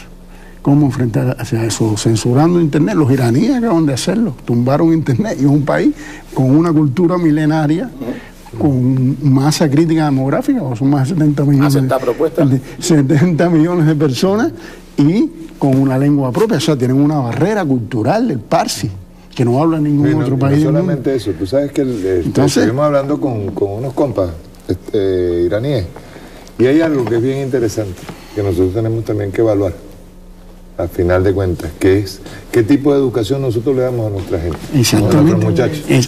Exactamente. ¿Educar para el capital o educar para la revolución? Entonces, ¿qué es lo que hay que hacer? El tema está en la cabeza de las personas, porque cuando tú estás a solas con este aparato, lo decisivo es lo que tú tienes aquí adentro, la capacidad de enfrentarte a eso analíticamente y no dejarte manipular, y usar tú la tecnología y que no te use a ella. La tecnología no te usa quien la emplea detrás de ella. Entonces, ¿cómo? Sí, es un salto cultural y es una necesidad no solo de desarrollar, porque a veces se habla de alfabetización. Cuando hablamos de salto, cuando hablamos de salto, Iroel, mucha gente piensa que el salto cultural es buscando el modernismo, buscando las cosas nuevas que tienen por internet. No, todo lo contrario, es preservando nuestra cultura, nuestras tradiciones, pero adaptándonos a la tecnología, ¿no? Se habla de alfabetización, pero la alfabetización no es suficiente. Exacto. Es que crear una cultura. ¿Por qué? Porque estamos hablando de habilidades, pero aparte de las habilidades hay que crear culturas de análisis y culturas de construcción de contenidos propios. ¿Y cómo hacemos eso de modo masivo? ¿Cómo hacemos si tienes dos instituciones para eso? La escuela y los medios de comunicación, en donde sean públicos, o los medios de comunicación que no están en manos de estas culturas dominantes, ¿no? ¿Cómo hacemos eso? Si todos va a cerrarse la brecha digital, todos vamos a estar en Internet y se va a ampliar la cultural, va a ocurrir que un grupo cada vez más reducido emita los contenidos que son más leídos en el mundo, es lo que está ocurriendo, ¿no?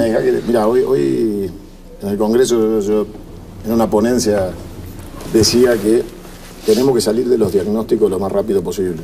Sí. Ya. Porque se tarda demasiado en diagnóstico. Mira, perdón, Cuneo, nada más que para agregarte eso que acaba de decir. Dussel salió en menos de 72 horas, hizo un análisis corrido, rápido. Hay gente que no lo comparte, pero en su análisis sacó lo del fanatismo religioso y sacó de inmediato el tema de la clase media. Rapidito, en 72 horas, sin mucho debate, el tema de Bolivia. Y lo sacó así. ¿Por qué un gobierno que tiene tanto éxito pierde? O tuvo que luchar por un 10% para tenerse en el poder. Uruguay, ¿por qué? Pero dejó intacto, ese mismo gobierno dejó intacto lo que Lenin llamaba la máquina del Estado burgués. Si tú lo dejas, o sea, tú puedes ser el gobierno más exitoso económico del mundo si preservas cáiganse duro porque preservas los instrumentos de la clase dominante. Si los dejas intactos, obviamente esos instrumentos se van a virar contra ti. Lo que le hiciste fue, hay un teórico mexicano que un día tú hablabas de Dussel, estoy hablando de otro, creo que de apellido Huerta, que decía, en esas circunstancias la izquierda es la Cruz Roja de la derecha, viene, le administra la crisis y se la entrega. Hay algo que tiene que ser entendido en los miedos individuales de las personas. La gente no le tiene miedo a otro orden, le tiene miedo al caos. Con lo cual, si vos le propones un orden distinto, es un orden. La gente tiene miedo al caos, a sentirse en un estado de anomia política, desconcierto. Ahora, reemplazo de orden es otro tema. Si nosotros lo que proponemos es un nuevo orden, otro orden, estamos dándole certidumbre. Si le vendemos caos, estamos en problemas. Exacto. ¿Cómo llegar a establecer las bases para tener la posibilidad material si no tenés cantidad cualitativa de población o de recursos? El capitalismo lo resolvió hace más de 100 años con Tecnópolis, las ciudades tecnológicas financiadas por estados y empresas en búsqueda de perspectiva de tecnologías. Entonces nos llevan 50 o 60 años de ventaja. Cuando nosotros tuvimos la década gloriosa de Latinoamérica, no logramos ponernos de acuerdo en la moneda continental, pero hubiera costado nada una tecnópolis continental. Nada hubiera costado. Estaba la decisión política, estaban los recursos. No podemos volver a equivocarnos. Tiene que existir de parte de los estados nacionales con vocación independiente la tecnópolis de este grupo de pensamiento que piense tecnología 60 años para adelante, porque en esta guerra la decisión de tener tecnologías propias es fundamental. Lo hace cada uno individualmente. China lo hace, pero no solo lo hace por población o recursos. Lo hace por la visión estratégica, porque entienden claramente que sin desarrollo tecnológico el futuro está acabado en términos de este conflicto global. Rusia lo hace, vengo de Rusia hace menos de 2 meses y es impresionante lo que es desarrollo tecnológico propio, trabajando sobre su propio desarrollo. Ahora, si no logramos universalizarlo en el concepto de aquellos que estamos de acuerdo en que queremos otro mundo y otro orden, nos van a sacar amplias ventajas siempre. Sí. Porque en la propia Rusia, donde el Estado ruso con Putin invierte miles de millones en tecnología, consumen Samsung. Vos vas a los shopping de Rusia y están las marcas de las corporaciones y siguen consumiendo Android. Entonces, la realidad es que no alcanza ni siendo China ni Rusia. Necesitas un bloque global que consuma y resuelva. Por ejemplo, el tema idiomático es un traductor que para Microsoft cuesta nada. Entonces no puede ser que nosotros lo tengamos como obstáculo. Cuando esto nació, yo tengo una hija de 8 años y 2 grandes, uno de 26 y uno de 22. Si yo tenía que decirle que vengan a Venezuela a cubrir un evento, tenían que traer una máquina de escribir, está acá adentro. Tenían que traer una cámara de fotos, está acá adentro. Tenían que traer una filmadora, está acá adentro. Tenían que traer un grabador, está acá adentro. Con lo cual, con esto vos resolviste 80 kilos de equipo periodístico que tenías que llevar para cubrir un evento. Claramente, los nuevos soldados de nuestra causa tienen resuelto en esto todo lo que nosotros teníamos que resolver con 10 aparatos en nuestras casas. La televisión está acá adentro. O sea, nosotros, los artefactos hogareños con los que nos criamos, nosotros están todos acá adentro, resumidos. Ellos lo vieron hace 60 años y nosotros no lo vimos. Entonces, tenemos una falencia en esta guerra con este enemigo que es poderosísimo, y es que no tenemos una tecnópolis donde se haga prospectiva tecnológica global, entre todos, no individualmente. Porque individualmente, fíjate lo que nos pasó en Latinoamérica. Fueron uno por uno y acaban de terminar con Evo, ¿no? O sea, porque hubo una visión estratégica equivocada. Yo creo que la acertada es la de Venezuela, la que ha sido de Cuba a lo largo de los años, o sea, de tener decisión, pero también desarrollo tecnológico de punta. No podemos quedarnos atrás en la batalla tecnológica, o estamos afuera. En un par de generaciones no vamos a tener cómo resolver los conflictos, porque van a estar resumidos acá. Cuando yo digo que nuestro próximo enemigo es la inteligencia artificial, es porque cuando nosotros nos ponemos a tuitear, ellos ponen un robot a tuitear. O sea, uno solo alcanza para cubrir cientos de miles de los nuestros. Sí, señor. Entonces, nosotros tenemos que tener las mismas posibilidades para decir la verdad que ellos tienen para mentir. Exacto. Para poder responder. Nuestra capacidad de fuego tecnológico tiene que ser, no puede ser asimétrica, tiene que ser igual o superior. Exacto. Pero yo creo que no es, o sea, es eso, pero además es lo que decía Iroel en el fondo, que ellos siempre van a tener más recursos que nosotros, más recursos tecnológicos, más poder económico. ¿Qué es lo que ha salvado, por ejemplo, a la Revolución Cubana? Fidel decía que la cultura era escudo y espada de la nación. Entonces, en ese sentido, y coincido con Iroel, que más allá de las tecnologías y todo eso, lo que nosotros hemos perdido en estos países como Bolivia, Uruguay, es justamente crear subjetividad popular, crear cultura, formación política también.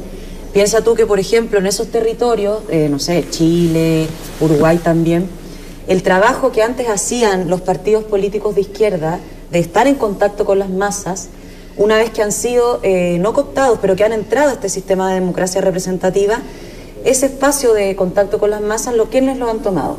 Los evangélicos. Un pastor evangélico va y se instala en una población a vivir como un vecino más, los días domingos. Está trabajando la masa. Está trabajando la masa en contacto directo, la está agitando cuando hace sus misas, cuando hace todas sus ceremonias, entran en catarsis todos, vive en contacto, hace puerta a puerta. Yo me acuerdo cuando era niña que yo veía en los años 90, por ejemplo, a 3 evangélicos cantando en las plazas. Yo decía, 3 pelagatos, esta gente no le hace nadie caso, no le hace nadie caso. Pasaron, no sé, 10 años y son un ejército en América Latina. ¿No tienen la noche de las televisiones chilenas? Del dirigente. También, si tienen canales de televisión, tienen todo. Entonces, en ese sentido, o sea, insisto, hay que usar la red, hay que luchar por lo que tú dices, pero también no hay que perderse en el fondo en que nosotros tenemos que volver un poco a, no sé, lo que hizo el fundador del Partido Socialista en Chile, Recabarren, del Partido Socialista y Comunista Chileno, Luis Emilio Recabarren. ¿Qué hacía él? Él hacía, educaba, o sea, él creó una articulación, creó los sindicatos a través del teatro, por ejemplo. Él no era actor, pero era una manera que tenía él, como en la época medieval, de contar aquellos el evangelio, él la ideología que él quería contar. Entonces, yo coincido, yo decía hace un rato, el diario, la radio, la televisión analógica y las redes sociales. Pero también en el fondo pero también el mensaje. No, y la subjetividad, o sea, en el fondo, insisto, esa gente, por más que tú le mandes un mensaje por Twitter, si no la convences a priori de ese mensaje, no te van a seguir o no te van a contestar o... ¿Cuántos caracteres tiene un WhatsApp? No sé ahorita. 140. 140. ¿Entraría toda la Revolución Francesa en un WhatsApp? Sí. Es posible. Libertad, fraternidad e igualdad, ya está. Sí.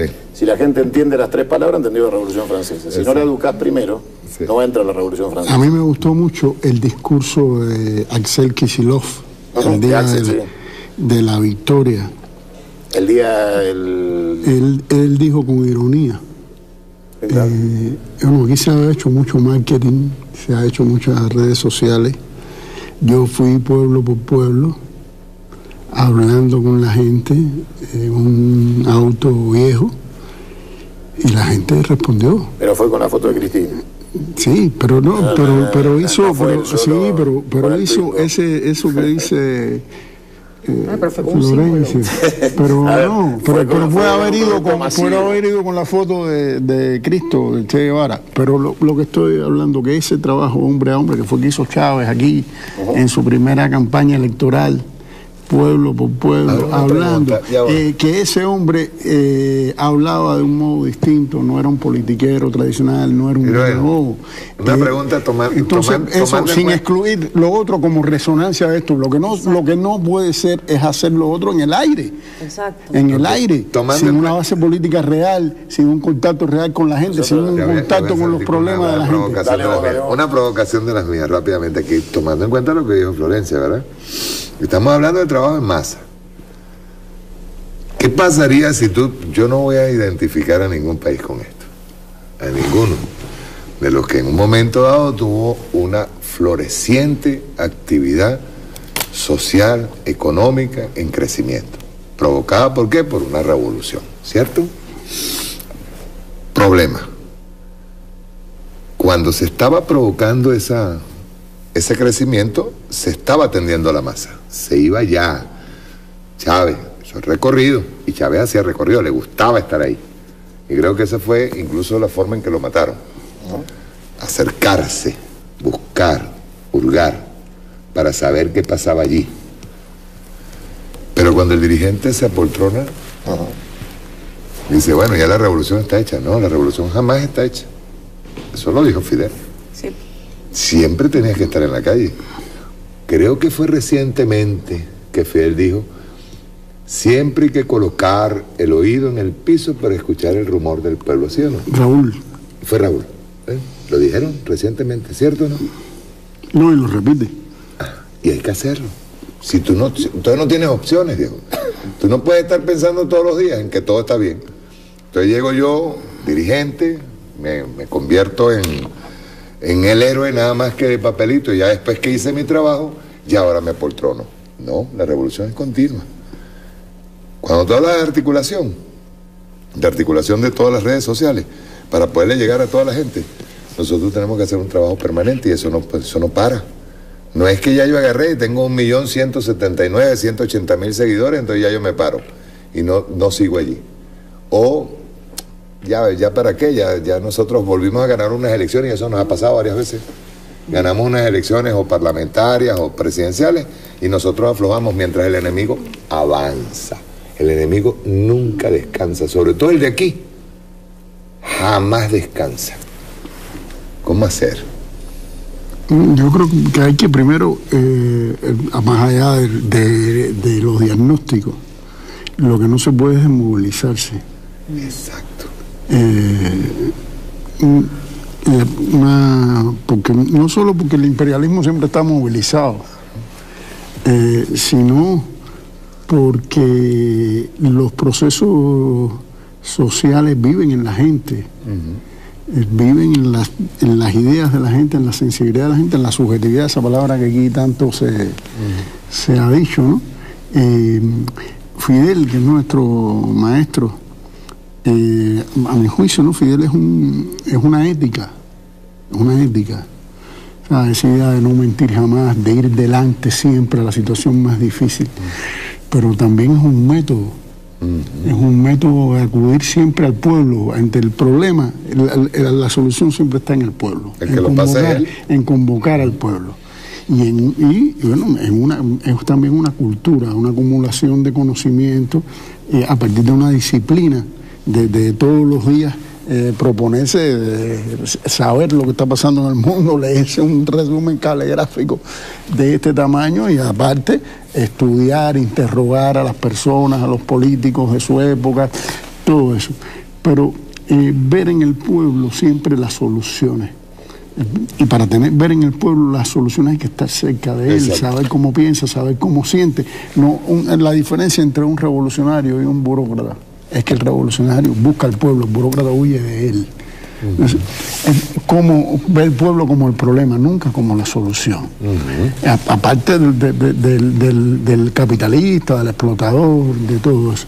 Entonces, para alguien que ve en el pueblo las soluciones, no se puede apoltronar. O sea, un revolucionario siempre está buscando, y cuando no hay problema, en los momentos, yo recuerdo los momentos más estables de la revolución, o de mayor estabilidad económica de la revolución cubana en los años 80, que Fidel primero hizo un proceso de rectificación de errores y tendencias negativas contra el burocratismo, contra procesos economicistas, pero fueron los años en que lanzó el programa del médico de la familia. Yo recuerdo que Fidel empezó a decir que Cuba iba a ser una potencia médica, y la gente se reía de eso, y mira lo que ha pasado. Y en los años 90, en los momentos de la crisis, empezaba la crisis más aguda, ¿a qué se dedicó Fidel? A fomentar la biotecnología, a invertir el poco dinero que tenía el país en la industria de la investigación de la medicina, de la biotecnología, y el país vive eso hoy. Entonces, esa capacidad, y ir a la gente y escuchar a los científicos y escuchar a los médicos que te dicen las cosas que a los otros les pueden molestar, y estar dispuesto a escuchar cosas que pueden ser incómodas, provienen del talento. Es una relación importante de los líderes revolucionarios, de Fidel, de Chávez, es una relación con el talento que está en el pueblo en primer lugar. Y uno de los logros de la revolución cubana, ¿por qué en Cuba surgen tantos deportistas? ¿Por qué en Cuba surgen tantos bailarines? ¿Por qué en Cuba surgen tantos científicos? Un país tan pequeño. No es porque los cubanos seamos más inteligentes, no, es porque no se pierde un talento, porque para cada muchacho hay una escuela, hay un instructor de arte, hay un profesor de educación física, hay después de ese sistema que hay una escuela vocacional de ciencia, hay una escuela de arte, si tiene talento para eso, en cada provincia.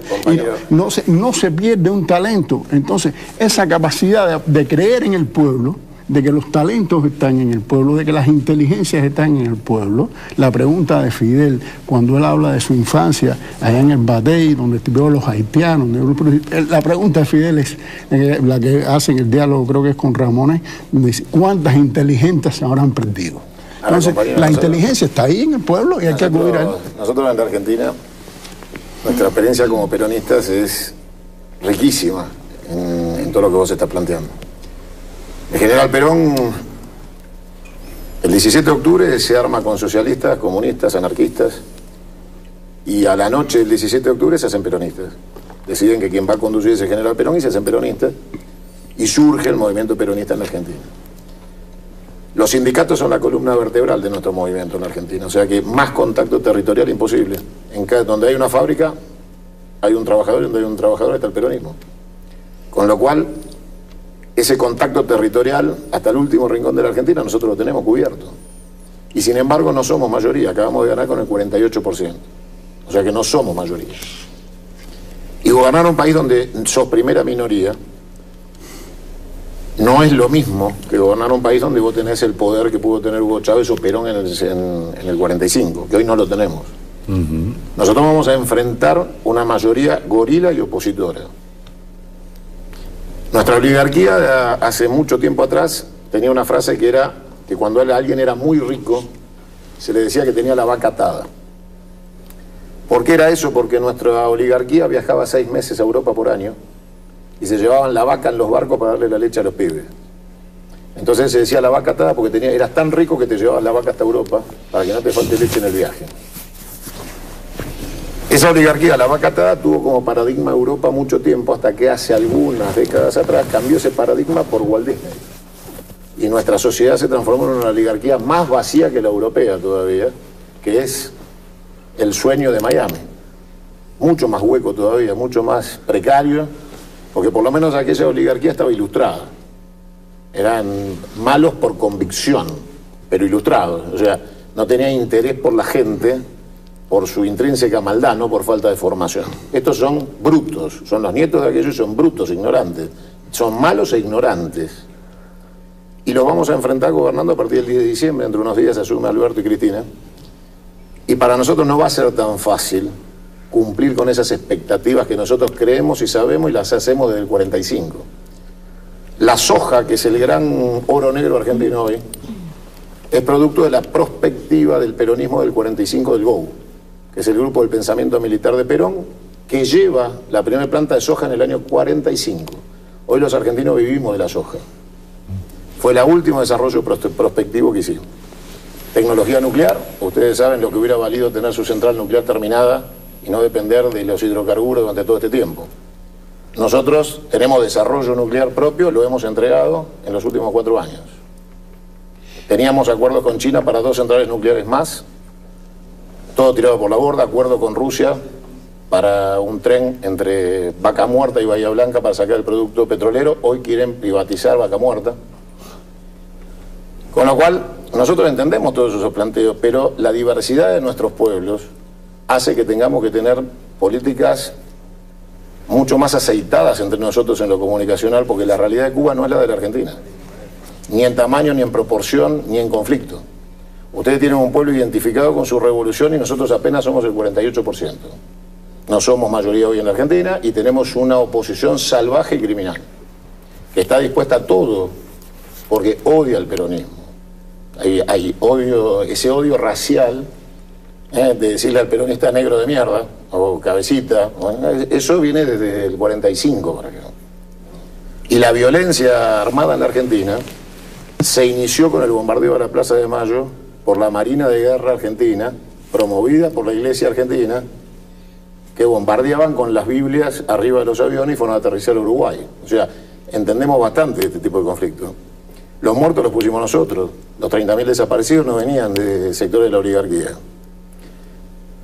Y tenemos el 80% de los sectores militares que votaron a Macri. En los cuarteles y unidades militares, el 80% votó a Macri. Solo el 20% votó a Alberto y a Cristina. Entonces yo te hago este planteo para que entiendas que cuando yo digo que es fundamental una estrategia continental y global de comunicación, es porque nosotros tenemos que persuadir a los que no son nuestros. Si no vamos por los de ellos, nunca vamos a ser mayoría en la Argentina, nunca vamos a ser mayoría continental. Convencernos y aplaudirnos entre nosotros que estamos de acuerdo. Esta mesa estamos todos de acuerdo, podemos tener matices sobre la instrumentación del combate. Pero si no sumamos uno que piense distinto, estamos perdidos, porque se lo estamos regalando al enemigo. Los chicos en una década más, mi hija de 8 años, es muy probable que ya no use esto. Es muy probable que solo use una lámina que reemplace esto y que tengan holografía. Entonces, si nosotros no entendemos que a los que le vamos a hablar de nuestra revolución dentro de 10 años ni siquiera van a tocar una pantalla, no podemos ganar esta guerra. Porque los chicos hoy son digitales, nacen digitales, nosotros no, ninguno de nosotros es de la era digital. Todos nosotros llegamos a la era digital tarde, por eso los chicos nos enseñan a nosotros por primera vez en la historia de la humanidad, los hijos le enseñan a los padres. La lógica de ellos digital es diferente a la nuestra. Y si no entendemos eso, el contacto físico, el abrazo, el beso a los chicos, la caminata, meterse en los barrios más humildes, tratar de llevar agua potable, todo es válido, pero va a quedar superado por la nueva realidad de una generación que va a tener esas mismas demandas, pero en una realidad alterna, que no va a ser únicamente la de esperar el abrazo del dirigente que se le arrime, porque va a tener otra realidad. Lo que pasa es que yo creo que no es una cosa o la otra, sino que son las dos. Lo que hablaba en el fondo, claro. Esto es la resonancia de aquello otro que tú construyes, la realidad versus la ficción, ¿no? No, ir de la mano. El hecho esencial, que yo creo que lo dije antes, insisto, a partir de lo que tú dices, que no hay soluciones locales o nacionales. Para los latinoamericanos, vale aquello que les decía Martí del verso, o nos salvamos juntos, o nos condenan juntos o nos salvamos los dos. Entonces, por eso es muy interesante lo que tú decías de Miami, ¿no? Cuando el 17 de diciembre de 2014 Obama anunció junto con Raúl el acuerdo con Cuba, dijo una cosa que pasó como lateral en su discurso. Digo, Miami es una especie de capital cultural o de capital de América Latina. Para ellos, Miami es nuestra capital. Exactamente. Porque de allí vienen las modas, los paradigmas. Entonces, eso es lo que tenemos que enfrentar porque viene por aquí. Sí. Entonces, lo que no esté aquí no existe para nuestros jóvenes. Sí, es verdad. Pero a pesar de eso, la gente sale a la calle. Entonces, lo que nosotros no podemos, hay una idea que a mí me impresionó mucho de Alex Ross. Alex Ross era, no sé si lo recuerdan, el director de innovación del Departamento de Estado en tiempos de Hillary Clinton. Y él fue a Chile en el 2010 a un foro que hicieron, se llamaba América Latina Forum de Civil Society de Internet, una cosa así. Y el nombre era en inglés, a pesar de que era en Santiago de Chile. Y él dijo, a convocar a un grupo de blogueros y activistas de Internet latinoamericanos que no eran gente de derecha. Y por encima de las ideologías. Como parte de su ponencia, de pronto, a mí me llamó la atención, lo pueden buscar, está en Internet, se vira y en la pantalla hay una foto del Che. La foto emblemática de Corda. ¿Y qué les dijo a esa gente? A un auditorio que supuestamente latinoamericano, para lo que el Che significa, dijo, Internet es el Che Guevara del siglo XXI. ¿Qué está diciendo? Sino que la rebeldía vaya para ahí, no en la calle, claro. No en la montaña. La rebeldía estaba sacando de la calle, la rebeldía para la Internet. Entonces, esa intención de vaciar la calle, de quitarle conflictividad y de que la gente luche aquí sin ir a la calle, yo creo que está fracasando lo que estamos viendo en Chile. Y es una de las sociedades más de penetración de Internet de América Latina. Yo creo que quizás la mayor.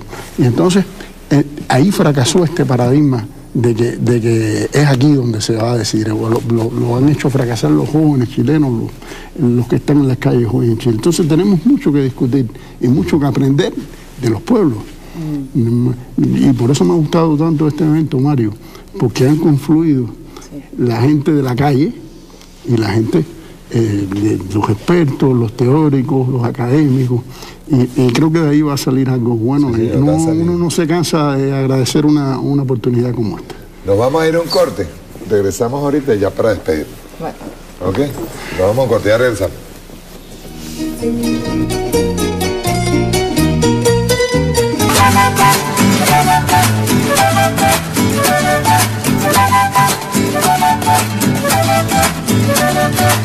Cuando al soldado no sirva la patria en el jardín de un general, cuando las águilas se arrastren, cuando no se hable por hablar, cuando no exista... Continuamos ya para terminar, pues. Bien, vamos a ir despidiendo. Primero, Iruel. Conclusiones. No, yo creo que no, las conclusiones... Bueno, no conclusiones, sino porque esto es una cosa muy compleja. Sí, somos una cosa muy compleja. No, yo creo que estamos en un proceso de aprendizaje, pero que no podemos acomodarnos a eso. Tenemos la obligación de dar respuestas urgentes, sí, porque la exigen los tiempos, la exigen los pueblos. Pero creo que este camino de aprendizaje incluye aprender de nosotros mismos, de lo mejor de nosotros mismos, de lo mejor de nuestros pueblos. Y como te decía antes, ese es el espíritu que he visto en este evento, de captar experiencias, de someterlas a crítica y de incorporar también la teoría, la academia, pero apropiarse de ello para transformar la realidad, no para guardarlo en una biblioteca, sino para transformarla como una herramienta revolucionaria como debe ser, ¿no? Y creo que también por eso hay que agradecerle mucho a Venezuela que nos haya convocado para hacer, no para conmemorar. Sí. Y es lo que te puedo decir, ¿no?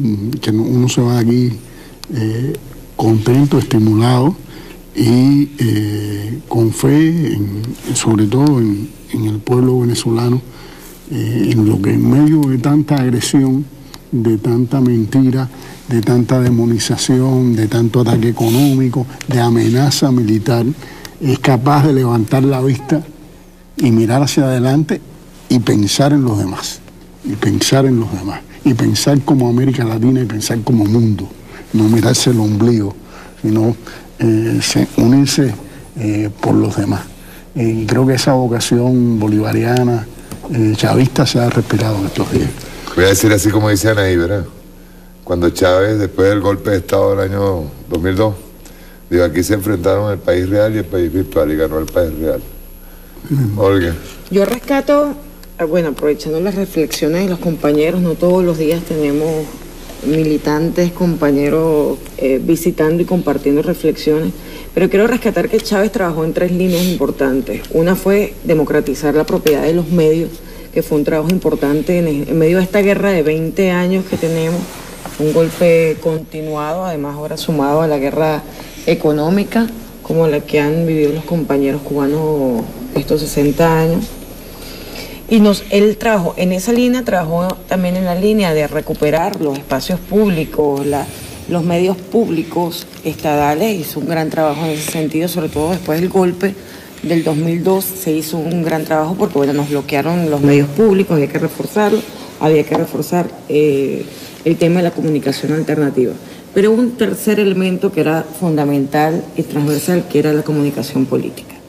O sea, él se encargó de establecer los lineamientos para una comunicación política que realmente fuera transformadora. ¿Cómo lo hizo? Bueno, generando conceptos, reconceptualizando situaciones, explicando los procesos que estábamos viviendo, recuperando la identidad patriota del venezolano que estaba muy diluida, recuperando los símbolos que nos habían arrebatado, recuperando a Bolívar como parte de nuestra comunicación y por supuesto... Creo que fue lo más importante, la recuperación de Bolívar. Esos fueron elementos contundentes porque podíamos tener todos los medios de comunicación, te los tumbaba un golpe de Estado, pero uno, aunque no te los tumbara, si la comunicación política no era efectiva, ¿qué era lo que ibas a transformar? O sea, iban a ganar ellos la guerra en las mentes y no nosotros, ¿no? Entonces, yo creo que es el trabajo que tenemos todos los pueblos y todos los compañeros que estamos aquí, de poder trabajar el tema conceptual, el tema del mensaje, el tema de la comunicación política que sea realmente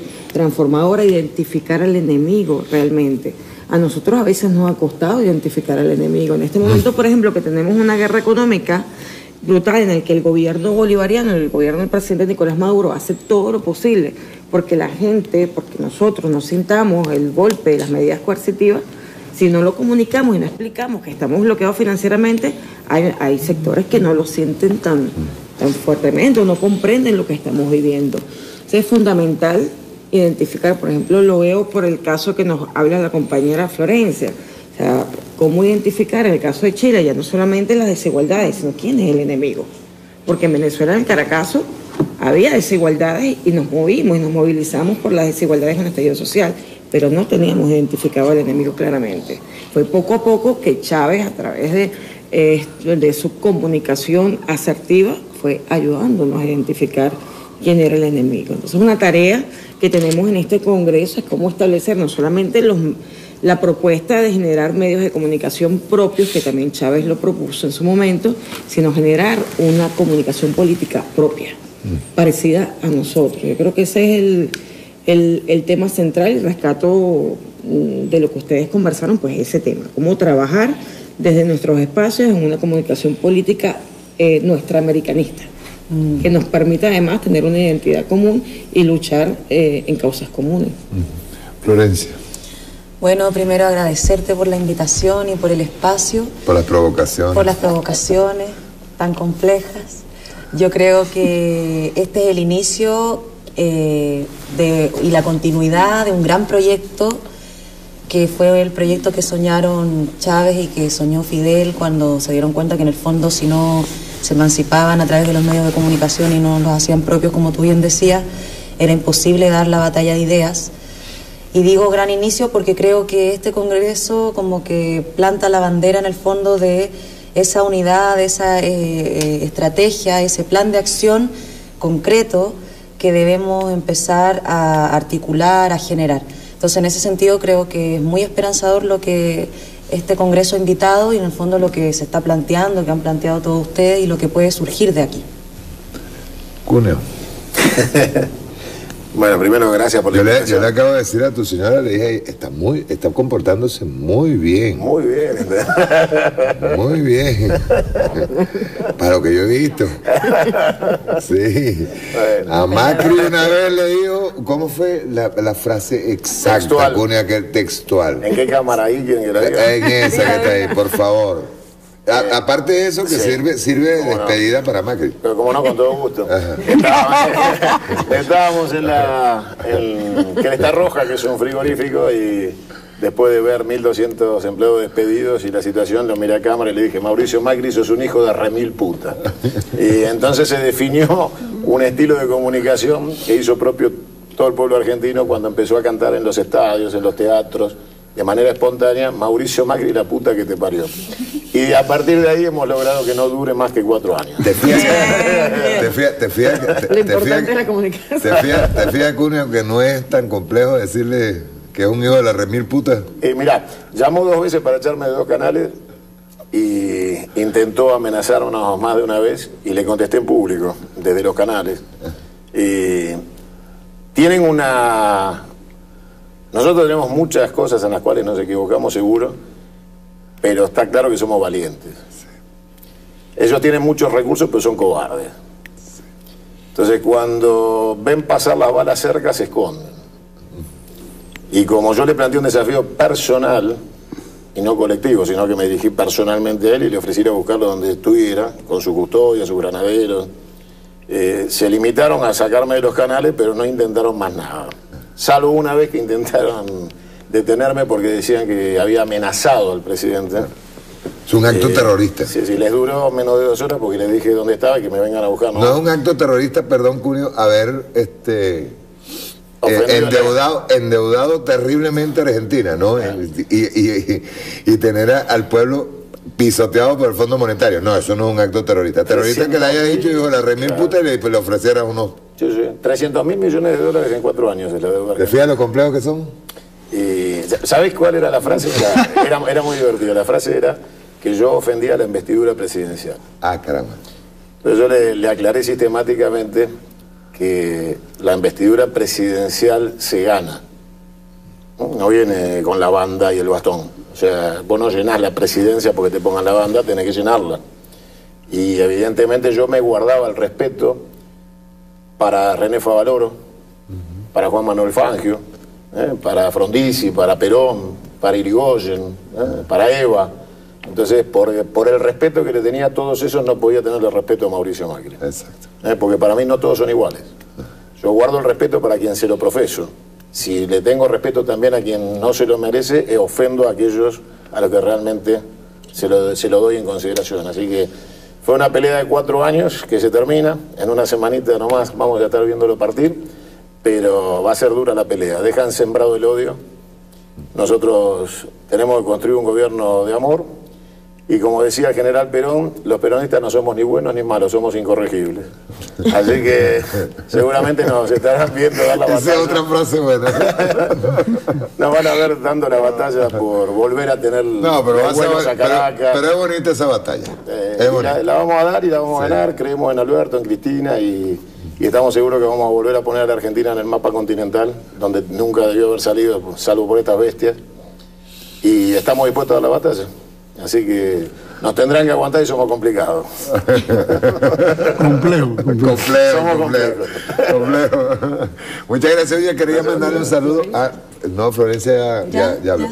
Yo quería mandarle un saludo también a Paula Glatko, a Aranza Tirado, a todos los de la red de intelectuales. Ojo, que ven el programa, yo no sabía lo veían. Y a Estela Calón. Una por el estribo, una importante. Porque me dijeron que te ve el presidente.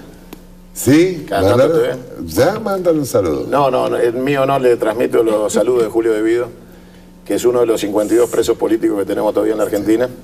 Estuve con él antes de venir en la cárcel y le mando un fuerte abrazo a todo el pueblo bolivariano y al presidente en particular, se conocen hace muchos años. Sí. Y esperamos que prontito salgan todos los presos políticos de la detención criminal que le han impuesto en el gobierno de Mauricio Macri, incluyendo a Cristina, que no fue detenida porque tenía fuero, pero tiene 8 pedidos de captura de la Justicia Federal Argentina y tuvo que ir a declarar ayer. De la injusticia. Y tuvo que ir a declarar siendo vicepresidente electa ayer, ¿no? Así que bueno, los saludo al presidente Julio De Vido. Ya, Julio De Vido lo entrevisté yo en el 2007, sí señor, que estuve en Argentina. Él estuvo muchas veces acá. Luego fui a Uruguay, en Montevideo entrevisté a Pepe, al Pepe. Bien, nos vamos. Muchas gracias, Heroel. A usted. Muchas gracias, Cunio. Gracias, hermano. Gracias, Flor. Gracias. Chao, nos vemos. Chao, gracias.